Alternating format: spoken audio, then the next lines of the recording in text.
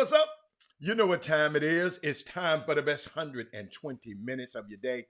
The Chop Shop, the nation's #1 urban sports talk show, and also your midday sports happy hour. Yours truly, Robert Hatter, alongside Jim Hicks, and sometimes Chris Walker, coming to you live from Houston, Texas. But we're broadcasting all over the world via Facebook Live and YouTube Live. And it is Thursday regularly, but it's Baby Friday to us because the Chop Shop is not aired on Friday. So this is our Friday. So guess what? I'm excited.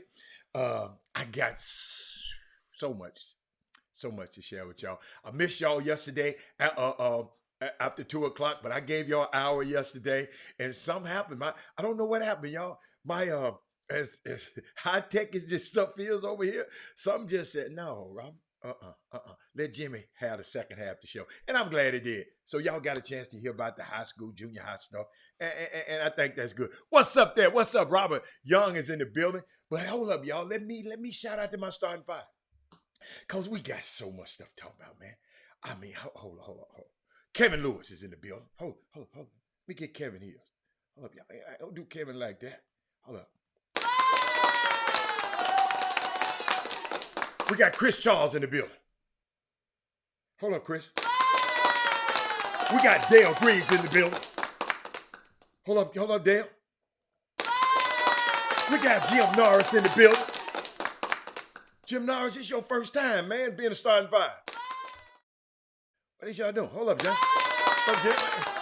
We got Todd Byerly in the building. Hold on. And my sixth man of the day, my man, Chicago's finest. That is Moody, is the sixth man. And then hello to everybody else. I see y'all there. I see you there, Anderson. Don't get jealous. I see you, Corey Willis. Anaisha Phillips, you know I'm gonna say something to you. Karen Thomas, you know I'm gonna say something to you. Landon Oddwan. What's up? Y'all, wait a minute. Some games tonight, ain't it? Some high school games tonight. What's intriguing that we're gonna have to watch tonight? I kind of think I know where I'm going tonight. But Trey Phillips in the building. Terry Moe is in the building. Robert Young. Y'all know Robert Young. Robert Young Salons. Google him. One of the best hairdressers, designers, I think in the world.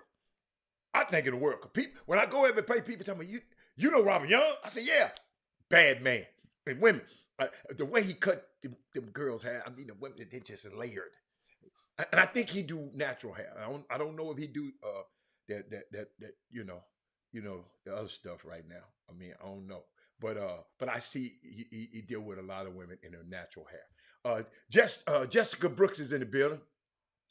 Oh, you like that t-shirt? Yeah, that ain't no t-shirt. This is a polo. Given to me by the Memphis basketball department. Yeah, they told me they want me to have, they gave me one almost for every day on the show for a whole month. Let's see, Jessica Brooks, I talked, my jumper looks good, Coach. Okay. Mr. Barnes, I see you. Y'all, let me shout out to my people. Y'all, hold on, I got you. Alfio, somebody was talking good things about you. Well, you know they ain't gonna say nothing bad around you about me. No, y'all, if y'all know me, a lot of people, I never hear gossip. I never hear bad things about people. You know why? Especially the people I know, because they know I'm gonna tell them. That's how you stop gossip. That's how you stop all these. Boy, I heard some stuff, y'all. This is going to be a good show. Y'all need to share this one. I'm just giving. Hey, Minnie. Hey, Simeon. Simeon. I'm trying to get that right, Sims. Hey, son, y'all missed y'all yesterday a little bit. You know, I didn't have an hour with y'all, but my internet was just saying, all this old high-powered internet and stuff I got in this house, it just said, no, sir. Robert, you're not coming on today. You've had an hour. Let Jimmy take it. That's what it sounded like to me. So guess what? I got some work done. I got a little work done yesterday. How is that in the boom boom room with a son? Who is that in the boom boom room with a son at Hampshire Fournette playing tonight? That's my man. That's Oddwan. That's Landon Oddwan. I had something for y'all. Hold on, y'all. Hold up. Chop Shop. Okay, we got the Gray Day this weekend. Kevin Allen, give him some information about the Gray Day this weekend with TSU. I'll be calling the game TSU versus hold up, y'all. See, y'all got to get me. I'm trying to get out of the us. TSU will be see, it's just habit. TSU will be playing against Jackson State. I need to slow my butt down. I'm trying to get rid of the uhs. Okay, y'all help me. Miss you. Who is that? Landon. That's Landon. Landon. See how I was about to say, and I stopped myself. This weekend, Saturday, Jackson State, TSU. See when you slow down, Robert, see how great it is. Oh my goodness, I'm learning, y'all. I'm getting better. Hey, D. Holcomb, it's going to be my son's game, LAT. Oh, La Tech playing at Rice tonight? Junior is in town and Mr. Lofton ain't said, oh, I'm getting on his, oh, okay, gosh. Wow. Okay, let's work this out. Let's work this out. Grambling football hires Art Browse. Okay. Okay, that's good. That's good. What's up, Rob Wright? What's up, baby? Wow. See, I just said again. Y'all stop me. What's it? What's the name of that school? Hold on. I don't want to call it wrong. I don't want to call it wrong. Hampshire Fournette. I'm not too familiar with that school. Hampshire. I don't care about Facebook. I want a personal call, Thad. Thad, I deserve a personal call. David versus Goliath. We would bring all three rocks. Booker T. Oh, they playing against Booker T. Washington. Oh, it's going to be some good games tonight. Wow. Y'all know how I am. You know how I am. What's up, Crystal? Hey, miss you, Crystal. Share the show, everybody. Share the show. I got a couple things I want to share with y'all. First of all, I got to share with y'all. You remember I was telling you about, I found the song. Share the show right now. I ain't going no further till y'all share the show. Y'all ain't sharing it. I'm going to sit up here and give me another drink of my, as I said again, because I'm going to get me another drink of my tea. See, this what's happening at TSU this weekend on Saturday. This what's happening. I'm going to put it on the screen, let y'all see what's happening at TSU. I'll be there. Calling the girls' game and the boys' game. I'll be there. Share the show. Share the show. Share the show. Listen to me. Text a friend, tell a friend, tag a friend. They might learn something today. Y'all know I'm going to give you something. What's up, Seneca? You know I'm going to give you something, but let me put that back up there. Free, you get a free gray shirt. First 1,000 people. Let's get in the building. Let's make Jackson State. Let's scare the hell out of Jackson State when they walk in there. They may be good in football, but we finna run them out of the building in basketball. So let's be there. Show up for the girls' game also. But I know Keisha can't come. No. Keisha's son playing tonight. Yeah, Keisha, I want to see you on Saturday. I want to see you on Saturday. I want to see everybody. Chop Shop. It's Chop Shop Day. Not only Great Day, it's Chop Shop Day this Saturday. Jackson State versus the TSU. See, I said again. Jackson State versus TSU. Okay? All right, let's go. All right, let me start. I hope we didn't share the show. I'm not gonna check. I just know what y'all do, and I know how y'all do it. So let's get it. Let me get to my notes here. Let me. I got little outlines where I want to go. This is what I wanted to share. This is what I wanted to share with y'all. TSU game, right? When people foul out of the game that's on the other team, when people foul out of the game, this is what happened to them. Crawford, and the crowd saying good night to him.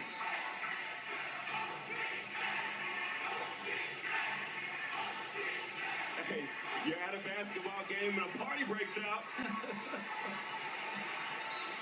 We've been to schools that had their own way of letting the player know you're... Go sit down. Go sit down. Hold up. That's just one. I got another one for you. This is what happened when you foul out at TSU games.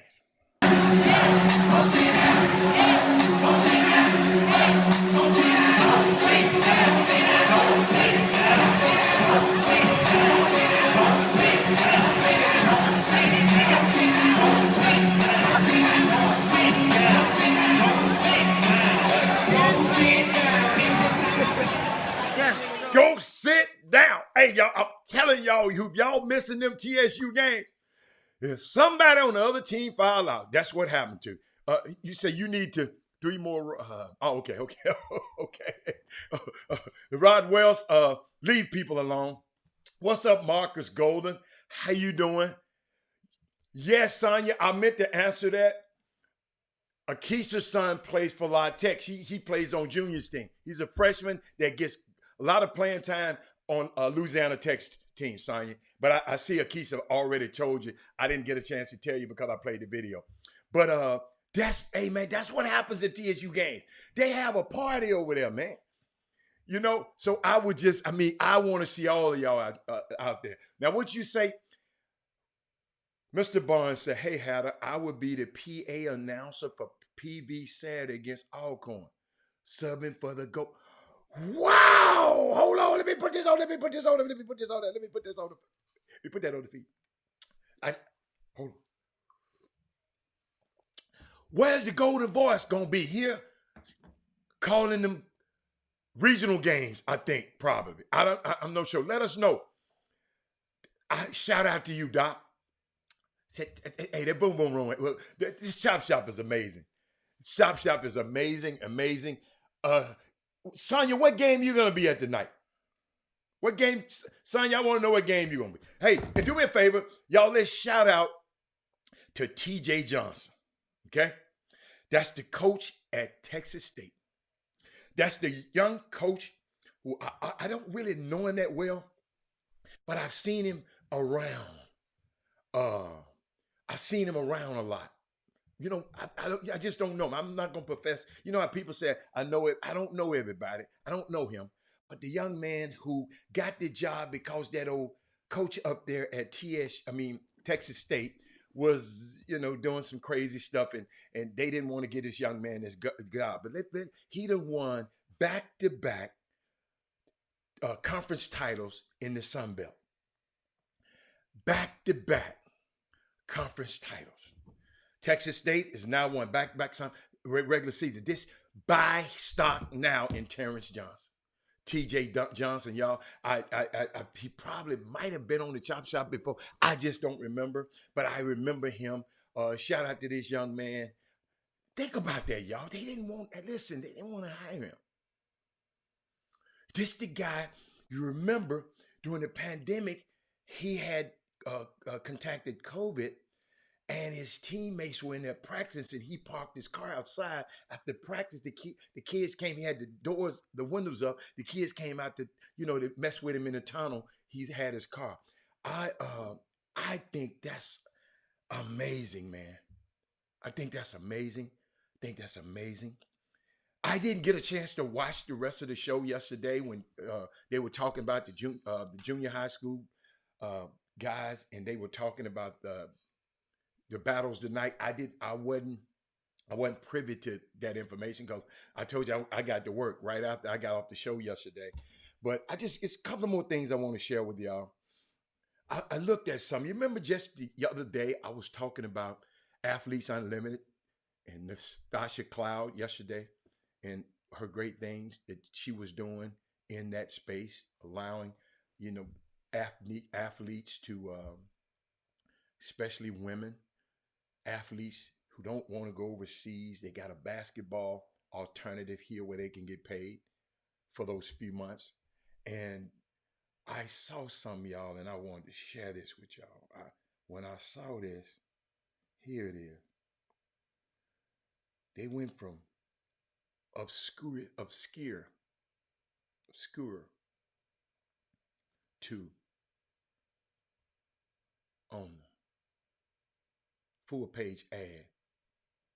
That's the New York Times, ladies and gentlemen, in case you're wondering. I'm going to try to see, can I make it bigger? No, I can't make it big. That's the New York Times. I talked about it yesterday. Go back and get the show. Go back to the beginning of the show yesterday. I talked about it yesterday. It's a league that allowing women to empower themselves. And if they don't want to go overseas, they don't have to. They can stay here. And I saw something else I want to share with y'all.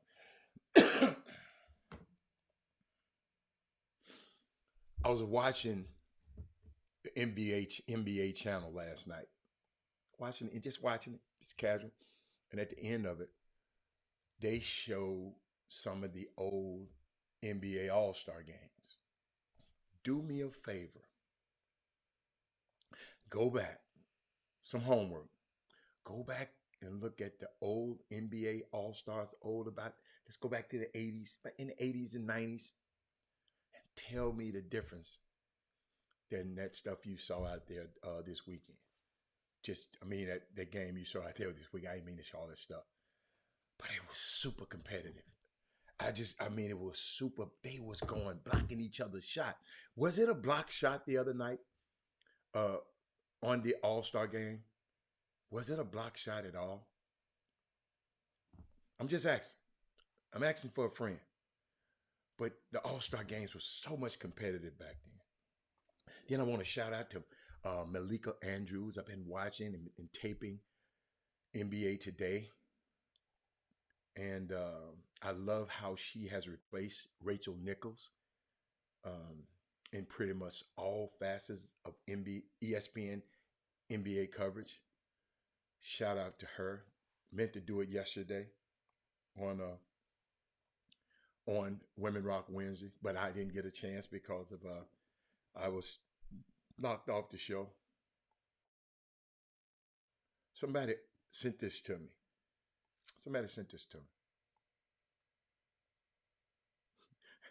I want to share it with you. I hope I get it right. They said it's going to be hard to tell our kids how we had it hard, how we had it growing up, because they're going to tell you, yeah, but was it World War III during a global pandemic as democracy collapsed after Rihanna left the music and the dating game hard? They say those young kids gonna come to tell us some stuff about how we think we had it hard. Look what they had to deal with. Somebody's sending me stuff while we on the show. They must don't know we on the show. But Thaddeus Moody said nothing like it. Those games were super competitive and they pride themselves doing them games. Thank you, Thaddeus Moody. And y'all do me a favor. I'm not talking about old and new. I'm just talking about, I just popped it on. And I saw guys blocking shots. I saw these guys. I said, wait a minute. These dudes go, and Kobe. I'm trying to find it. Hold up, y'all. I've got to find it.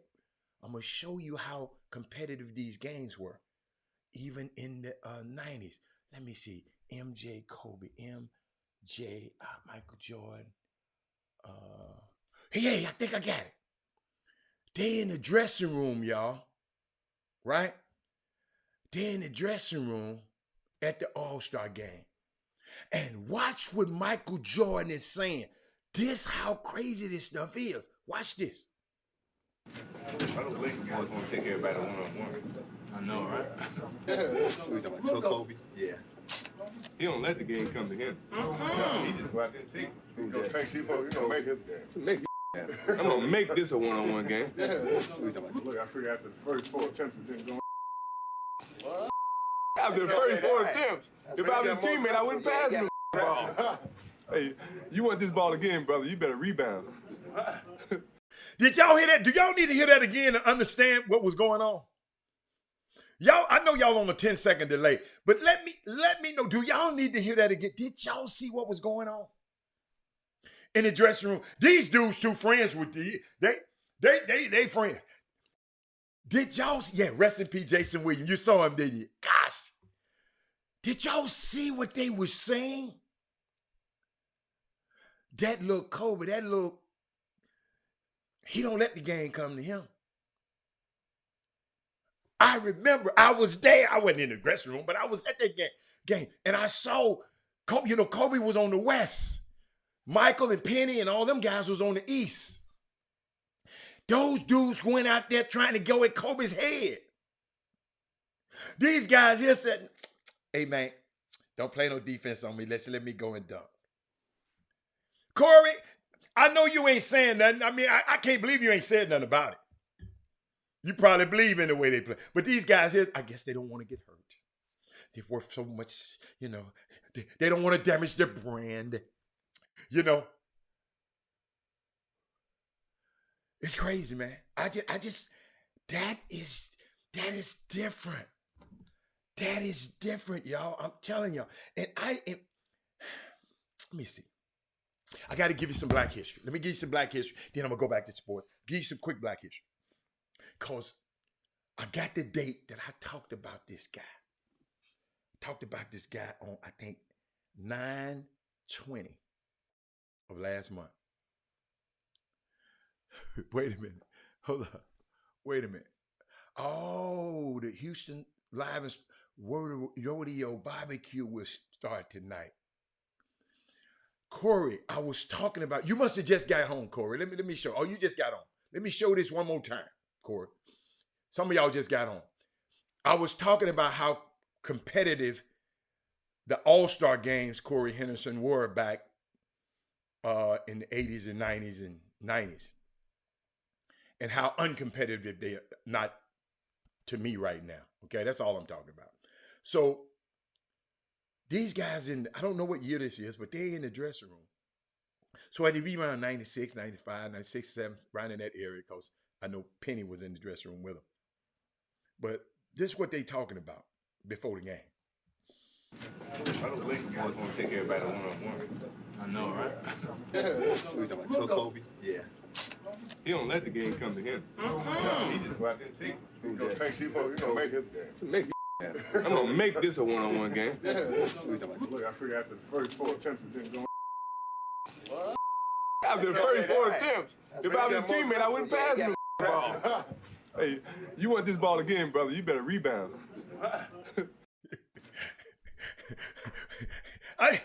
I was just giving it to you. Let me give you some black history. One of the, and I mentioned him a few months ago, but he's so bad, I got to mention him again. One of the most influential Black Americans and winner of the Black Entrepreneur of the Year is David Stewart. Stand as a tower of Black enterprise. Chairman and founder of, hold on, let me make sure, Worldwide Technologies. He leads one of the largest African-American owned business in America. And a lot of us don't know about him. I talked about him. Worldwide Technologies is a privately held technology company, service provider based in St. Louis, Missouri. The company has an annual revenue of $13.4 billion, the 20th largest private company in the U.S. and the biggest Black-owned company in the U.S. And it employs 7,000 people. And a lot of us don't know who he is. But when I put his name, this is what I did, because I know I've mentioned him, and I got to talk about him today. I put his name in there. David Stewart, right? David Stewart. So guess what pops up? On 9/20/21, I got a story right here about David Stewart. Let me tell you about David Stewart. I even put him and his wife, a great philanthropist, I put them on the screen a while back. And I know y'all probably don't remember. That's why I'm bringing it to your remembrance tonight. Ken Lofton, yeah, okay, about time, because I was about to get mad at you. Let me put that on the screen. Put that on the screen. So let me give you some black history, but let me give you some black history, y'all. Check this out. David Stewart. Y'all write it down. Google him. He's Googleable. Back then, they wrote this story. He's older now. But he was a 39-year-old former farm boy turns $250,000 into a $13 billion company. Y'all listen to this. He ain't played in the NBA. He didn't go to the NBA. I'm gonna find out. I don't know if he played in college. But let me share this with y'all. David Stewart. Y'all got to listen to this name. Hey, y'all got to listen to his name. He turned $250,000, Kim, into a $13 billion company. It's a black dude. He's the second richest black man in the U.S. behind Robert F. Smith. Robert F. Smith is the one who praised him on his accomplishment of being Black Entrepreneur of the Year. So he didn't hate on him like these people doing around here. Y'all, I got a story for y'all. Ooh, I got a story for y'all. Hold on. But here is the unbelievable story of the largest tech company you've never heard of.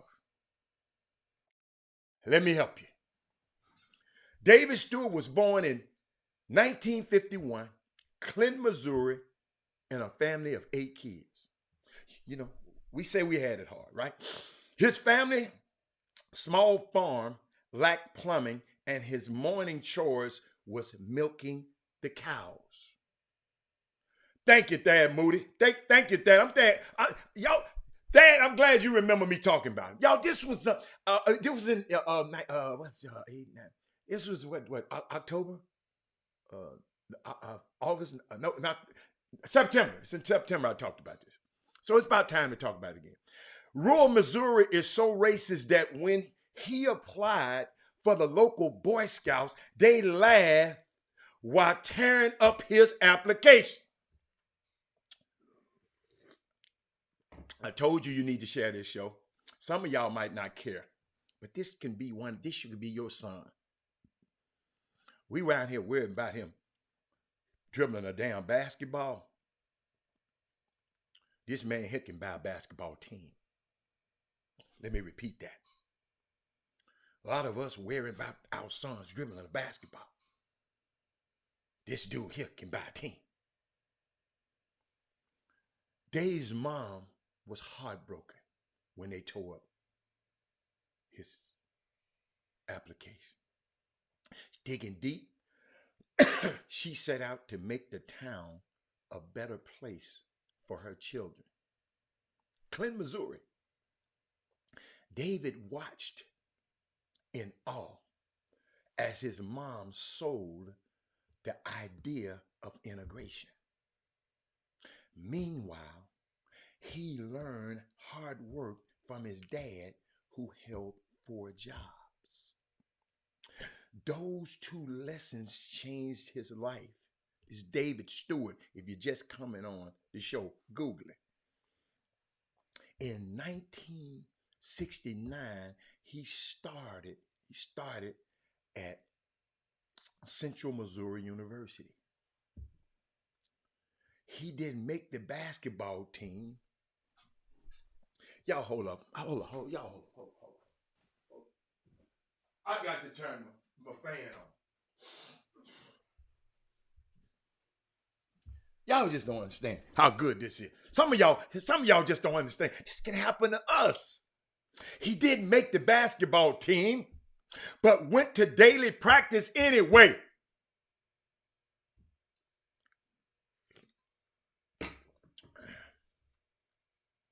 His work ethic was legendary.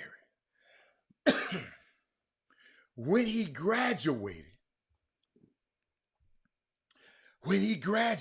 Frey, he applied to 400 jobs, landing his dream job at Missouri Pacific Railroad, where he found his calling: sales.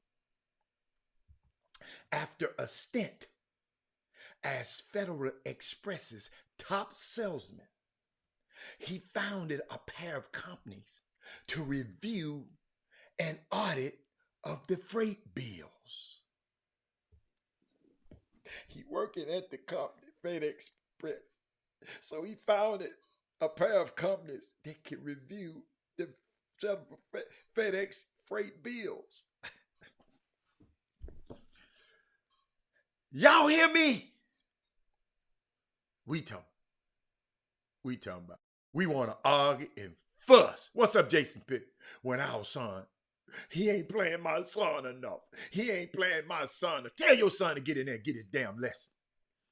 And be creative and be all who God asked him to be. God might have didn't ask him to be no basketball player, football player. Y'all listen to this. Hell of a story. When you need to share this show because y'all don't understand.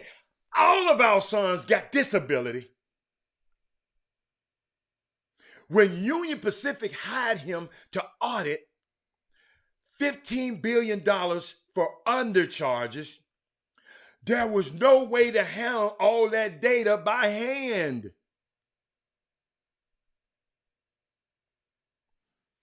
They needed an upgrade.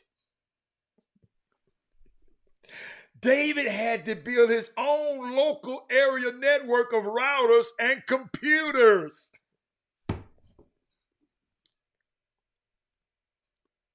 It was the largest in the region at the time.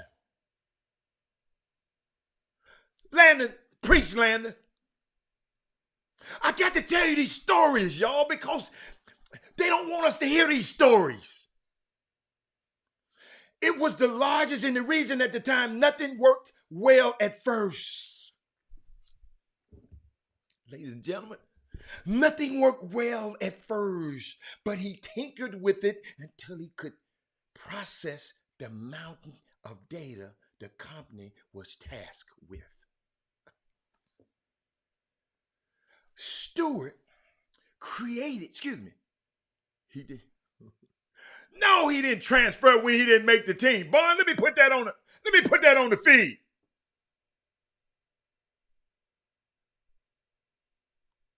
Thank you, Barnes.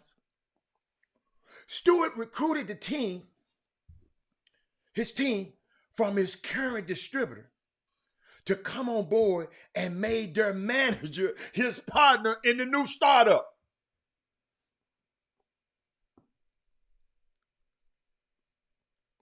Don't y'all know that I didn't send my son all of this history? Now I'm giving it to your sons. Ain't just enough for my son to get this and go do this. I want everybody's son to have this. Ain't no fun if your homie can't have none. That manager he hired introduced him to Jim Cavanaugh, a former pro soccer player who had become their top salesman after hanging up his cleats. Stewart would fund the new electronics distributor, Worldwide Technologies. He funded it. The company launched in 1999 with $250,000 from Stewart, who led sales in the company as well. Sonia, listen to this, Sonia. Karen Roach, Sonia, this has happened. So in 1992, they had reached, everything wasn't rosy. 1992, they had reached $8 million in revenue, but something went horribly wrong. Again, Landon, something went wrong. Stewart dashed out of the office in horror as he watched his Lincoln Continental being repossessed.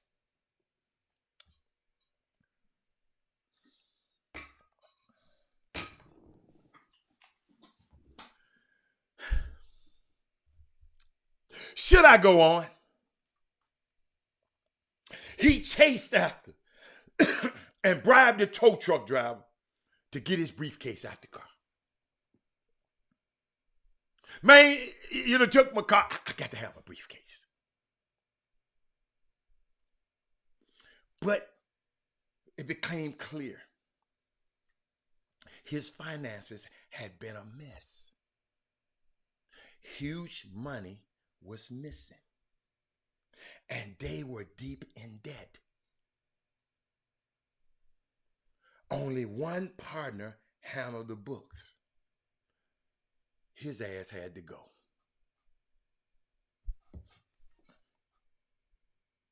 Joke. Your job was to take care of the books, and the book gotta go. Stewart, now sole owner, promised Kavanaugh, the soccer player, at least 15% if they were ever to turn the company around from their $3 million debt hole they were in.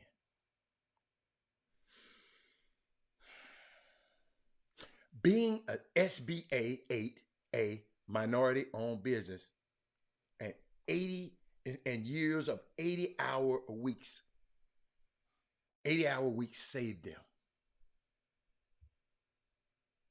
Being a small minority-owned business, it saved them. Things began to take off. Government contracts via what I just told you, the 8A program, formed the bulk of their business. Worldwide technologies reached 130 million in 1997. In 1999, Kavanaugh, head of Teleco Buy, which had been spun out to go public. The dot-com crash canceled that plan, but not worldwide technologies growth. Stewart stepped back from the day-to-day as Kavanaugh became the CEO in 2002. Sometimes you got to step back from your company. Let the people who know how to do this, and you just collect the bread. In 2003, worldwide technologies crossed the $1 billion mark in revenue. They had become one of the largest largest hardware buyers in the U.S. Dell, Microsoft, AT&T counted them as key for both sales and supply chain. Worldwide does more than just enterprise software and custom network configurations. They expanded into every facet of technology consulting and supply chain management. If you are selling hardware to enterprise, you need them on both. You need them on your side. You can't do this without calling World. You can't do this kind of stuff without calling this company. Relentless dedication to customer satisfaction had made both men rich beyond their wildest dream. Stewart is estimated $5.8 billion as what's his name? Kevin Freidman so eloquently put on the screen, while Kavanaugh maintains a paltry $3 billion in comparison. $3 billion. You can get back with $3 billion. Culture and innovation drive their continued growth, and $700 million in annual profits.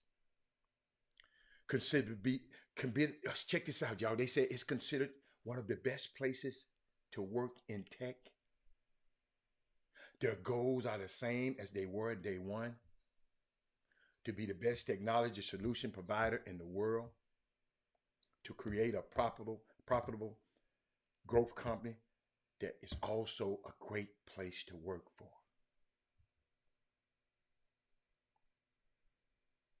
In a town that many consider to be dying, two men put their heads down and built one of the biggest technology companies you probably never heard of.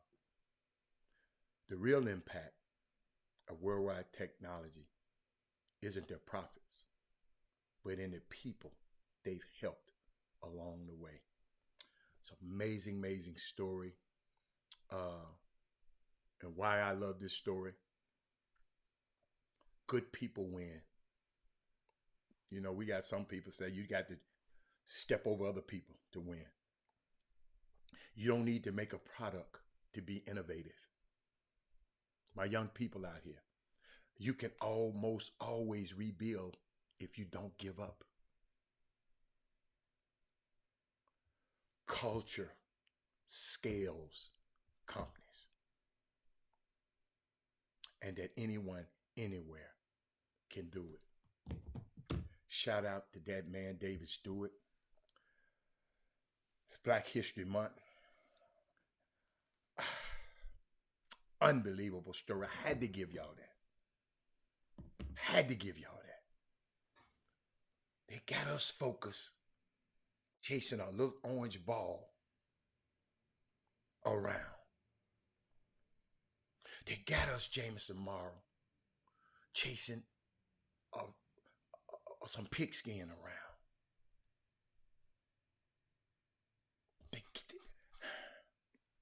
Dave Stewart, he chased a vision. And everything didn't go well. Wasn't no Cinderella story. That was a hard work story. But Chop Shop, we be back in a minute. I love that story so much. Y'all just don't understand. I'm trying to find my commercial. Here we go. Let's get them tickets. It's Radio Time Houston. Get your 2022 Houston Rodeo concert tickets at all ticket attractions. The phone lines are open, or you can text your request at 832-371-3337. Now back to the Chop Shop with Hatter and Hicks. Yeah!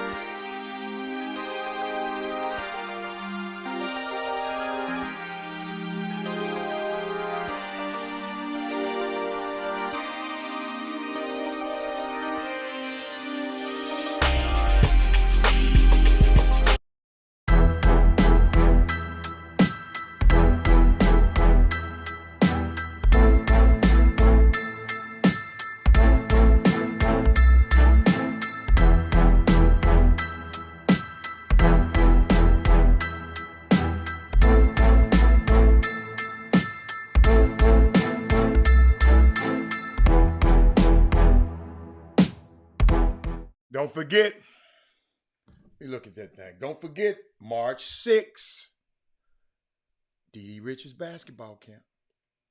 All your young girls, your nieces, get them to that camp.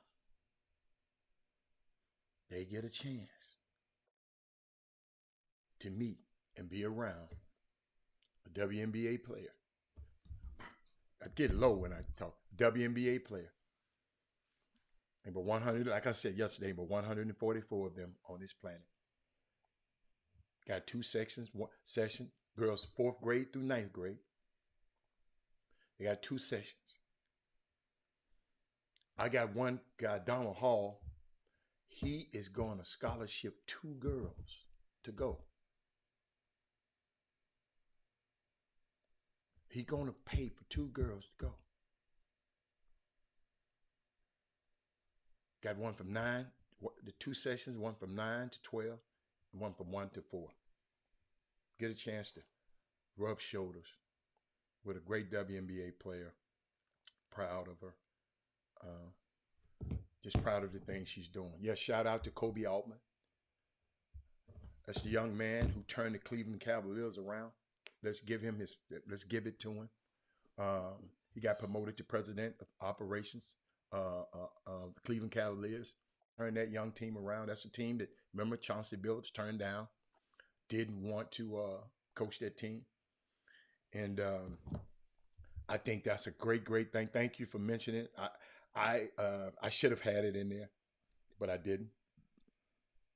But I want to share some stuff with y'all I watched.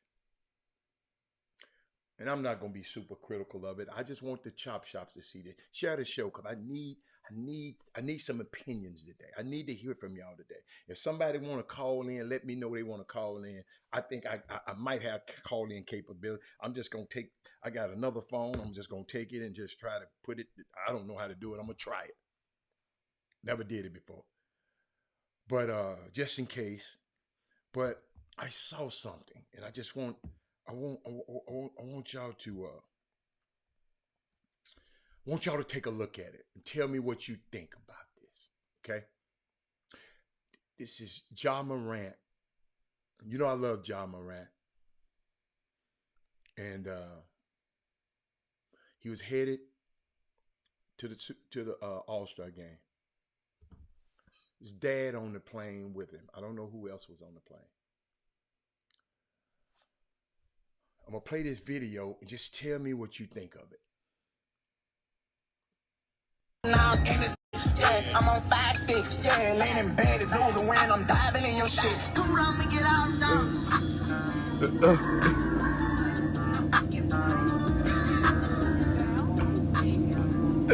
Hey, we got no New York on us. Shit me, yes. Who wants to smoke with us? Hey, this All-Star G12 right here, man. But we lit, Pop. You hear me, Pop? Look.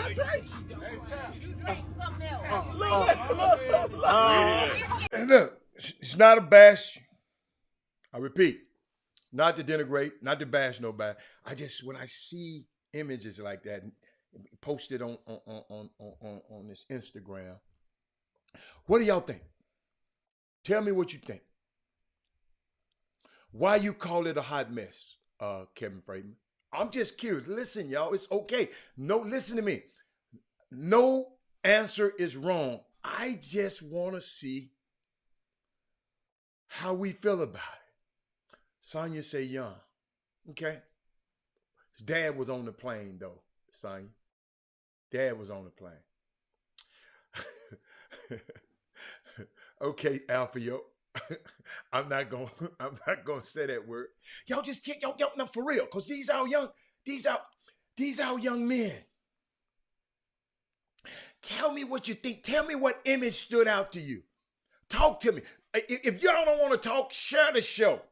If you want to call in, tell me. I'll call in. I'll give you the number. I'll give you the number. Young, happy, and clueless.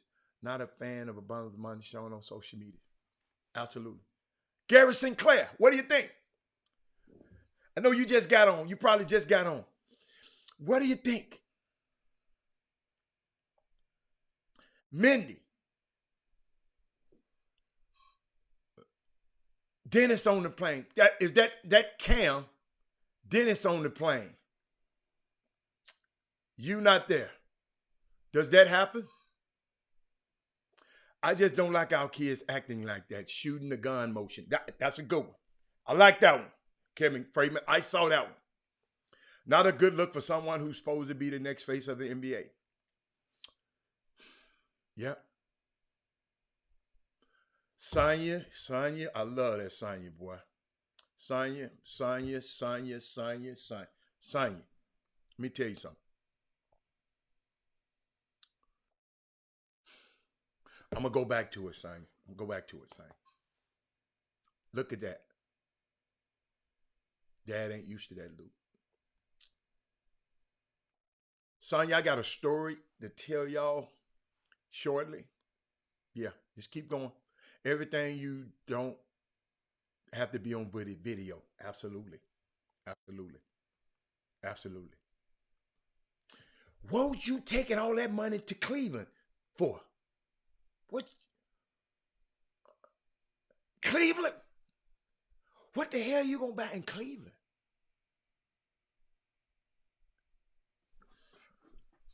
Unless you gonna gamble.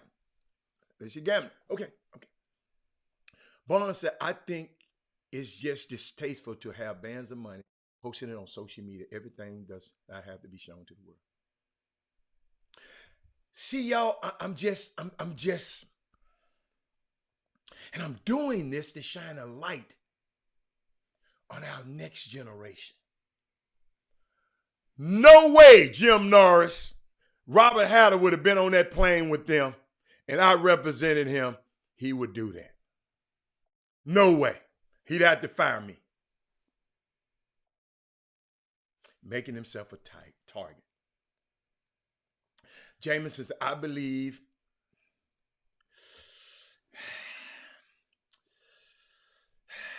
Young 90 knew my immaturity, knew mine in a couple of years. But his daddy, yes, daddy knew to it too. You're absolutely right. Yeah, absolutely right.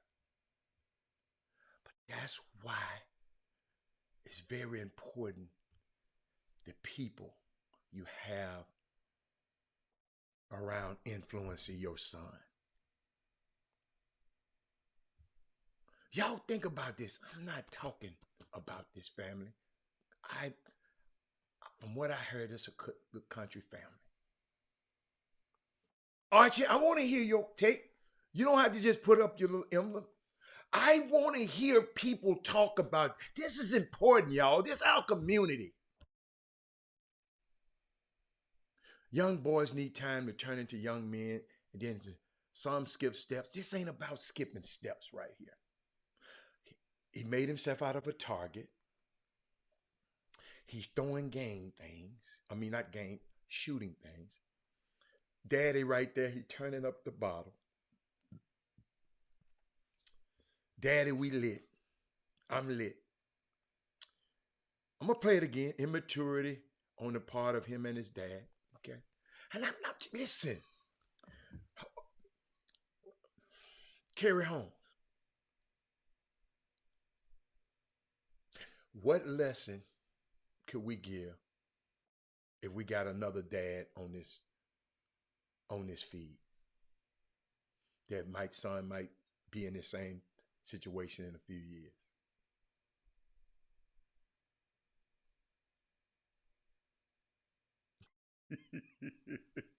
See there? This is what I love about Mindy Collins. She said, unfortunately, I think Cam would act like that. Maybe not with me on the plane, though. See, I ain't see the mama on there. Mama must have took a different flight because she was there. I like that, Mindy. I like that, though. I like that. I like that. I can't wait. I ain't talked to my son about it yet because I know he already be saying. Hey, you know what he called me the other day? He sent me a picture of me and him on one of our trips. And he said, I want to read it to you. This kind of stuff to just make you, see, sometimes these little kids, they go somewhere. Let me see, what his name? Let me put it. I got to share that with you. It's just kind of get to me because sometimes he do be too busy. He don't be calling us. He don't call us all the time. He sent a picture. I'm just gonna I ain't gonna put it on the screen. He sent a picture of me and him. Okay. We took a trip, and at the caption said, "We need another father-son trip." You remember this trip? Blew me away. This was a trip that, this is the trip, y'all remember? This was one of the trips when he came in my room and gave me an envelope and said, here, I opened the envelope. It was the credit card that I gave him when he left and went off to school. And he said, Dad, I got my own credit card now. I don't need yours no more. I'll never forget that. Never forget that. To this day. I was proud of him. Barnes said he's super disappointed in the dad. Okay.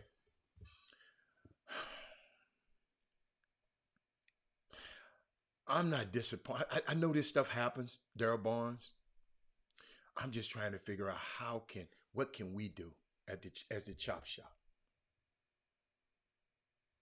Problem is, somebody said y'all generation came up different, but this is what these kids do. Okay. That's the problem. Our generation came up different. That's the problem. Nicholas, the problem is us. So you was okay with that, which is okay. But why you got to say the problem is us? I'm not saying there's no problem. I'm throwing it out there for y'all to see. And you said the problem is y'all generation came up in a different era. But this is what kids do. Just because they do it don't mean it's a lot of shit kids do, Nicholas Best. This freaking terrible. Drinking this lean and all of this so crazy. It's terrible. Just cause kids do it is okay. Not to me. Not to me. It's just hey, I love that you think like that, Nicholas, and great. Let me put it on. Let me put it up there so y'all don't say these my words. Cause I want y'all to address this. This the kind of stuff that need to be addressed right here. Cause he's okay with it. I think you're really putting your life and everyone else's life in danger. Move in silence. But this was what kids do. Let me keep that on the screen. Nicholas, thank you, Nicholas. Thank you, babe. Thank you so much. Herman Scott, you better, boy, you got to catch up. I'm just trying to figure how people get jacked. Ask the Kardashians. Let me put that on there so Nicholas can see that too. But this what these kids do. What Nicholas says. He needs to hire no man who will iron but dudes that, wait a minute.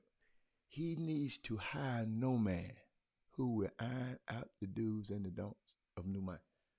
Okay, Landon, that was a little too heavy for me. I ain't only put that one on the screen. But he still has to act like he is. Somebody has to be an adult. You notice I ain't never blamed the kid.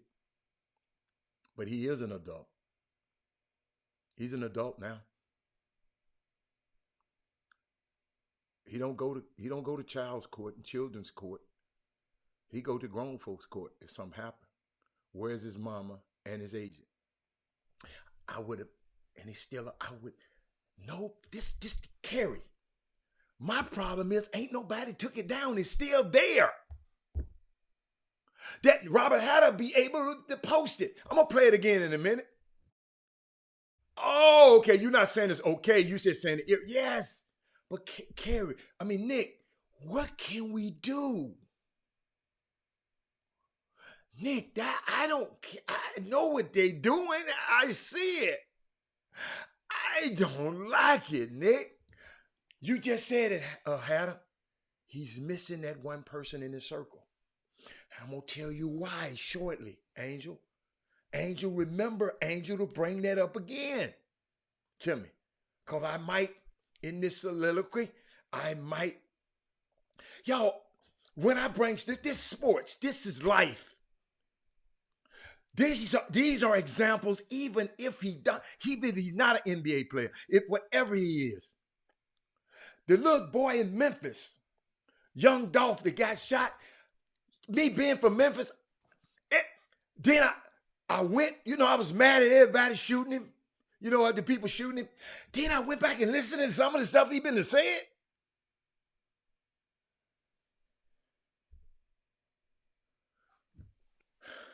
Not to say I would do it.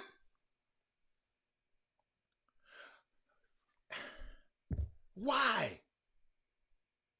Why everybody else got to be an F ninja? Talking about everybody. Man, I heard one song, he talked about a guy so bad on the song. I said, I ain't gonna go there right now. But Angel, I got to lock that one in. Angel, cause I'm coming back to that one. He knew he was being taped. Everything doesn't need to be taped. Yeah, Herman Scott. Nicholas, I love what you said, Nicholas, cause Nicholas, you helping me. Keep talking, Nicholas. This is a different time of living. Kids celebrate their accomplishments different. And what was he celebrating, Chris Charles? What was he celebrating? What accomplishment? He was celebrating what? Going to the All-Star game? Different than the day? I don't mind him celebrating. It shouldn't have been for public consumption. Yes, I know Floyd Mayweather. Somebody take me. Floyd Mayweather flashes cats like that and no one say a word. Yes, they do say a word. You got to be out your rabbit mind. Whoever, you know who texts me that. Everybody talks about that ignorant ass stuff. I know how to say that on this show what Floyd Mayweather been doing. y'all got to understand, I've been in situations where you flash your winnings at the casino. I ain't never seen him flash his losings. Yes, he do it. I think it's wrong. I don't like it, but some people seem to like it. So don't ever say that I didn't. I don't like what Floyd Mayweather does either. Upbringing is very important. You got to keep your circle tight. Yes. He got great parents. I love his parents. But are we as parents compromising who we are because our kids are stars and our kids got a lot of money? Are we? I'm telling you, I know for a fact that it is. These kids are running their parents because you remember I told you about the golden rule. He who has the gold rules. The kid pay for everything for his parents.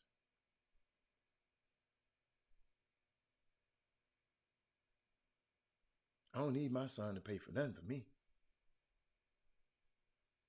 You feel me? So I got it's a different dynamic shift working here. Mindy Collins don't depend on Cameron to do nothing for her. It's a different power. When we get to talking about these parents immature, it's a different power dynamic. So maybe I don't know what these parents going through.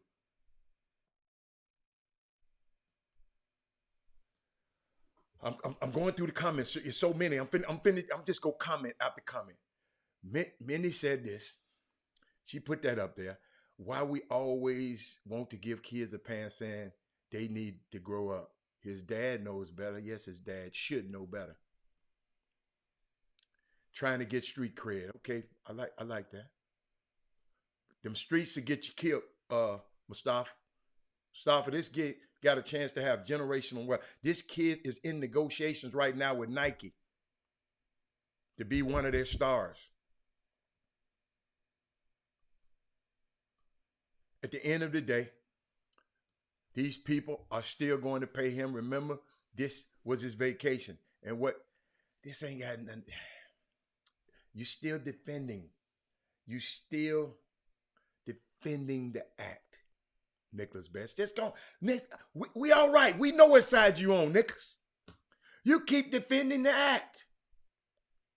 At the end of the day, these people going to still pay him. That ain't what I'm talking about.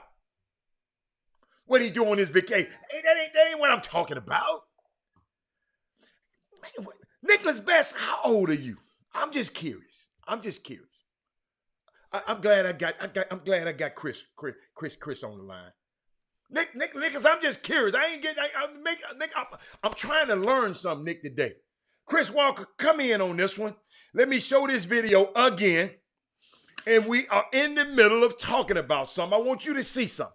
Just the visual only. Because you're going to have a different take on this. But I'm finna show you this. You ready? Set.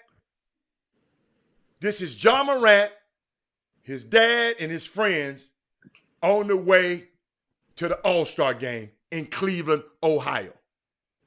And they posted it on his feed. Check this out.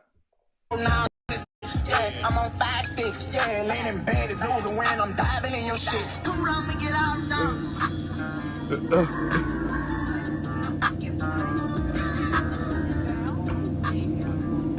Here we got a New York on us. Jimmy, yes. Who wants to smoke with us? Hey, this is All-Star G12 right here, man. But we lit, Pop. You hear me, Pop? Look.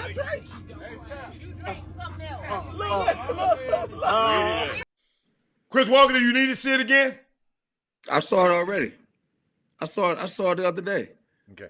I saw it, but I just ain't had time to talk about Which it. one was his dad? Because they all look like this. They look at The one he said pop when he that was his dad? That's his dad. That's T. Oh my God. That's his dad. The dad had just put the dad was turning the liquor up too. He had just put it down. I see he had that Casamigos. He had that Reposado. See, okay. Okay. So Chris, I'm looking at the comments, Chris. I'm just looking at the comments, and they talking about stuff. Landon said, hold up, he don't have the right PR team. Chris. Whoa. Let me ask you a question. Because I was having this discussion with somebody about, again, let's because the Chop Shop is about, when I put the Chop Shop together, initially, it was about, as I said before, how you and I would get on the phone, or Jimmy would get on the phone, or Branch would get on the phone, and we would complain about things. Things that we would do different, or things that they should be doing. And I said, well, why don't we put a show and help people instead of just keeping that knowledge to ourselves? Yes, sir. We hijacking the knowledge because we're not putting it out there, whether they agree or disagree with us. Okay, just our opinion, and we debate about it. So when they do that, I was having a discussion with our production people today about the MLB. I'm gonna go off script for a second. Okay. And Hattie, you're gonna understand this more than anybody, even more so than me. Okay. Why the MLB, why the players and the owners are fighting. Okay. And the money they fighting over is really is the players that had bad representation for so long, the owners then killed them for so long. They not only trying to make up for what the owners did now, they trying to make up for what they didn't get for years before. And it's just the owner's like, man, hold on, man. I know what our valuation is, but no, homeboy, we only gonna give up so much.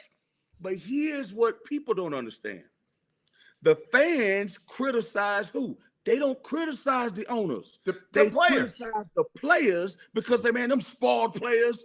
Man, them players are spoiled. I don't have my baseball. I can't believe I can't watch the NBA. He make $180 million. Man, he should just shut up and just take that money. Yeah, but Jerry Jones got $5 billion. But guess what they also don't see? They don't see what we just saw right there. First of all, raise your hand if you know who owns the Memphis Grizzlies. Nobody probably know. And would you ever see him doing what you just saw right there? No. Exactly. Robert Parra, he's a young guy. Exactly, but you would never see him doing that. No. So we have proximity to the players and we judge them, but we don't judge the owners when they're doing that old wild stuff and really trying to lay down on these players, but that's never the narrative. No. That's never the narrative. So now get back to what I was saying before. There was a thing that said on the players, oh, look at Max Scherzer, who plays for the Dodgers, got a big contract, driving his Porsche up to the negotiations. I'm like, hold on, man. See what I'm saying? That's a narrative. So it said Max said what? Max Scherzer, the guy who pitches for the Dodgers, all that money. Yeah. They say, look at him driving his Porsche up to the negotiations. So think about the writers. Think about how the narrative. Driving his Porsche, but not saying about the owner driving his Rolls Royce and his yacht up to it. I got you. Forget about the owner having they forget about the owner having a great white cryo freeze in his living room. They don't know nothing about that. You see what I'm saying? So when John Morant does that, what do people say? Two schools of thought. Man, that dude worked very hard to get where he is. Why is he not allowed to enjoy himself? Why? Why can't he enjoy himself? Right? He's not driving, he's flying. Right? He makes the money. He can do whatever he wants. Why can't he flash it? That's the culture he comes from. He loves these rappers. That's his world. First of all, he's from Memphis, right around your area. That's what they do. So what are we criticizing? Are we criticizing our culture? Because you know. Wait a minute. Hold on. Go on. I've never agreed with your stance on talking about rap as our culture. I'm never gonna agree with that. Why? I'm just never. It's because I'm never gonna agree with that. You know why? Because I know young men who are wealthy and well off and don't do that what he just did. Hatter. Listen, man. Rap is a part. We created rap. We created it. Okay, but we created rap, but all forms of rap we created. But people can pervert. It can be some perversions of all kind of music and all kind of just because we created it is great? Get the F out of here. Whoa, what do you mean it's not great? Hold up, Hatter. You said before, I know people that say, I won't watch the NFL because it's racist, what they're doing to Brian Flores and what they did to Colin Kaepernick. And then in the same breath, Robert Hatter would counter and say, but the NFL has made more black millionaires than anything on this earth. Good and bad. But guess what? Okay. I'm conflicted. Hold up. Now I'm conflicted in that statement. Okay, that's fine. But it's still a reality. Because it's still happening, though. Because I have a job to do. No. I'm telling you. Excuse me. I'm telling you, Robert Hatter, I am conflicted right now. I got you. In that statement. As of right now, and what I see the NFL doing right now, I'm conflicted. Come on. Come on. Okay. Now, I'm going to ask you a question. Again, we're just going back and forth. No, Does it still make more black millionaires than any other thing that's going on? Yes or no? Yes. Okay, so that's my point. My point is, even though you think rap culture is not a part of what's going, it's not a part of this and that, that thing is still driving our culture, man. It's driving. Look at these young dudes. Look at these kids. Look at these women. Look at these people. Lil Baby. So that's why, so that's why this culture so, so that's why this culture so effed up right now then. Hey man, listen, that's you saying. I'm not saying that. I'm not saying that. I am. Okay, well, that's fine. A culture that you can get on a rap album and call guys all out of their name and go and back and forth. Hold on. And then the next thing you know, you go to the cookie shop and these same dudes that you done cussed out and called out, and they done shot up the cookie shop. You saying that's the culture that you... Chris, how do you think these people become who they are? How do these people become stars? How do these people become icons? How does it happen? It's because we support them. Our kids idolize them. When they wanted us to take the vaccine, they didn't parade Barack Obama up there. Who they put up there? We got to get Lil Wayne. We got to get Lil Wayne to talk to him. He'll get him to do it. I mean, come on. I mean, listen, I'm not saying I'm proud of it. I'm not saying that. No. You sit up here and say it's our culture. Rap is a part of our culture. It's a part. Okay, now. Absolutely. Who it's created jazz? Part. Not my damn culture. I remember jazz being something that people's like, oh, don't listen to that stuff. That's this, that's that. That's this, that's that. Jazz was created by us. And what I'm saying is, hip hop, and even the part that I haven't heard nobody go listen to some jazz and go shoot up a goddamn cookie shop. No. I'm not talking about shoot up a cookie shop. I'm talking about people were saying, oh, that music, oh, don't listen to that music. That's it. But that's something that we created. I read something the other day I couldn't believe. I remember, think about this. You have artists, right? You have artists that were coming up in the 70s, and they listen to psychedelic funk, and all that stuff, Confunction, all those different groups that we used to listen to. The 80s came along and killed all that stuff. And what do you think those people were saying? Hey, man, you don't want to listen to that stuff, man. You want to listen to that stuff. And then guess what? Then you got Ron DMC come along with rap. And then who changed everything? NWA. Changed the whole rap scene forever. I'm just telling you, when you see those people doing that, other than Eminem and maybe the Beastie Boys, that's our culture. What do you mean it's not our culture? It's part of our... You know what? Hold up. You know why? Listen to me. You know why I can strongly say it's not our culture? Because I'm a part of the culture and it's not a part of me. That's why I can say, so you excluding me from the culture? Then wrong. Nothing has to be 100%, but we did create rap. Do we not create rap? I didn't say we didn't create it, Chris. It's a part of our culture. But it's some parts of, hold up, and some rap is good. I'm not saying that all rap is good, bad, but I don't like this look, Chris. A young man turning a bottle up on the plane, flashing money, talking about I got Dior sandals on. You're supposed to be able to afford some damn Dior slippers. And your daddy is right there with you, and he turning up the bottle too. Why, Heather? Why don't you like it? Why don't you like it? I did, Chris, just like you condoning it, can't I not like it? I'm not condoning it. If it's a celebratory thing. No, you don't have to celebrate like that. Let me ask you a question. Do you like it when because you always said, I don't know if you told me this, Leonardo DiCaprio and Tom Cruise, remember you told me about the yacht thing? They on the yacht with all the models and blah, blah, blah, blah, blah. Is that a bad thing? Is that a bad thing? Ain't nobody said that's a bad thing. Okay, so what I'm saying is, why is this a bad thing? Because he black? Because he young? I'm just saying. It's a we have those young guys. Y'all talk to Chris. I'm trying to find something. They express themselves differently, man. So if we're saying them express themselves differently is bad. And guess what? I ain't telling them what not to do. I just said I don't like it, Chris. See, you act like I'm supposed to like that shit because you be taking your old ass around here trying to asking you a question.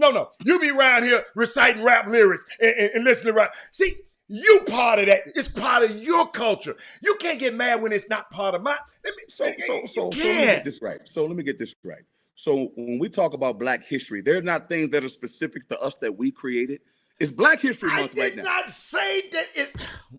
Chris, you're double talking, Chris. Black History Month right now. Black History Month. Quit double talking. There are certain things that are associated with us, yes or no, that were a part of our culture, yes or no. There are certain things that are attributed to being Black history is American history. It's a part. I understand that, but you don't understand it. No, you don't understand it. So why we got Black History Month then? Because they wouldn't. People, listen. Because Carter G. Woodson found out that they wasn't celebrating us. They wasn't celebrating us. So what he did, he had Black History Day. It added to Black History Week. Then we got it to Black History Month. Because of a void, they wasn't celebrating us, so we wanted to celebrate ourselves. That's why it was. Okay, so again, there are things that are specific to us that only this time of the month that people find out, like, oh, wow, I didn't realize that.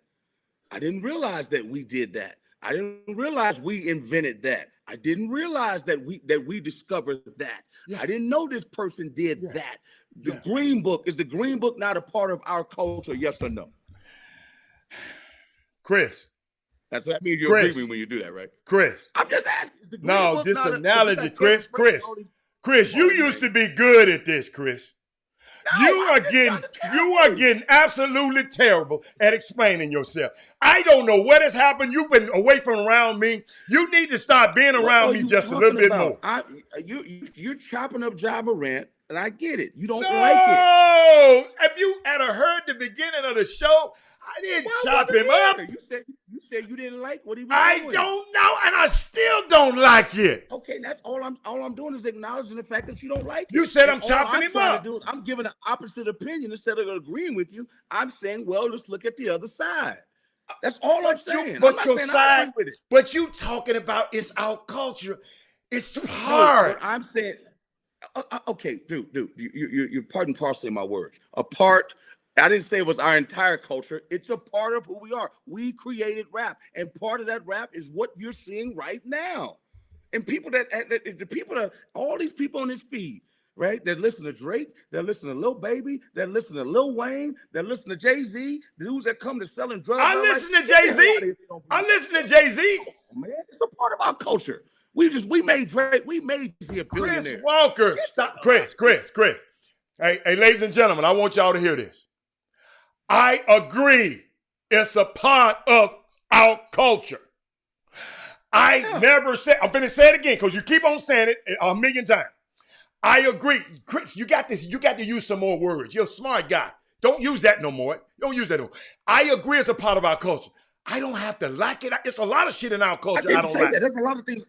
You know what I don't like either? I don't like the fact that parents spend money to go to Vegas and not spending money for training for their kids to get a better SAT score. I don't like that either, but we do that stuff all the damn time. I don't like. Is that a part of our culture? You damn. Yes, it is. I like that. Yes, it is. Okay. I don't like. I'm just being honest with you. Like we can sit here and play make believe all we don't. We put all our eggs in that basket and we don't work out. We want to get mad at the AAU coach. That's a part of our culture too. I'm not saying I like it, but it's listen part of to me. All I did is put the video up there and let people run with it. Well, you are not talking. You are not talking. That's all I did. I put it up there. I don't like the optics. And maybe because I'm coming from a business point of view, I know for a fact that family wants Nike to pull up a Brinks truck to pay them. I know several other companies that I'm just talking about that particular thing. I just wouldn't have had my client. I just said, take it down, man. Let's get this bread first. That's the point I'm coming at. You can say, well, it's for the culture, but you know for yourself. I'm telling you why they do it. For the culture, you know it's certain things you might do on the street, but you ain't gonna do at CBS Sports because you understand, because you don't want it out there. You don't want it out there on wax. I'm gonna quote the great Robert Hatter, since I can't quote Aubrey, Drake Coleman. I'm gonna quote you. You said, to whom much is given, much is what? Required. But also to whom much is given what? Much is given. You said two things. You said to whom much is given. But tell me, dude, I got so many bars, I don't remember them all. Huh? But your point was, them dudes that's got a lot, they do a lot. They get to do a lot too. Not only do they have a lot of responsibility. So guess what? He got a bunch of bread, so he feel like he can do that. That's why he doing it. Oh, okay. Because guess what? I bet you the dude that's at the end of the bench ain't doing that. Okay. I got you. That's all I'm saying.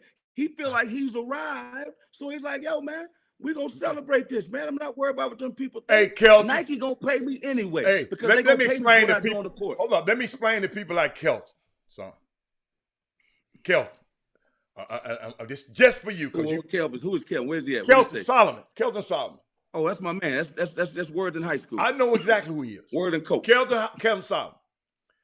Nike. Y'all think Nike is black, but the guys up there making the decisions are all white. When y'all sit up and talk about Nike might like that. Michael like Nike. The guys up there making those decisions don't look nothing like now one of us. I'm just letting you know. But I just don't want people excuse. See, I just can't excuse that behavior. You know why? I'm gonna show you why. Okay, show you why. These two young men right here.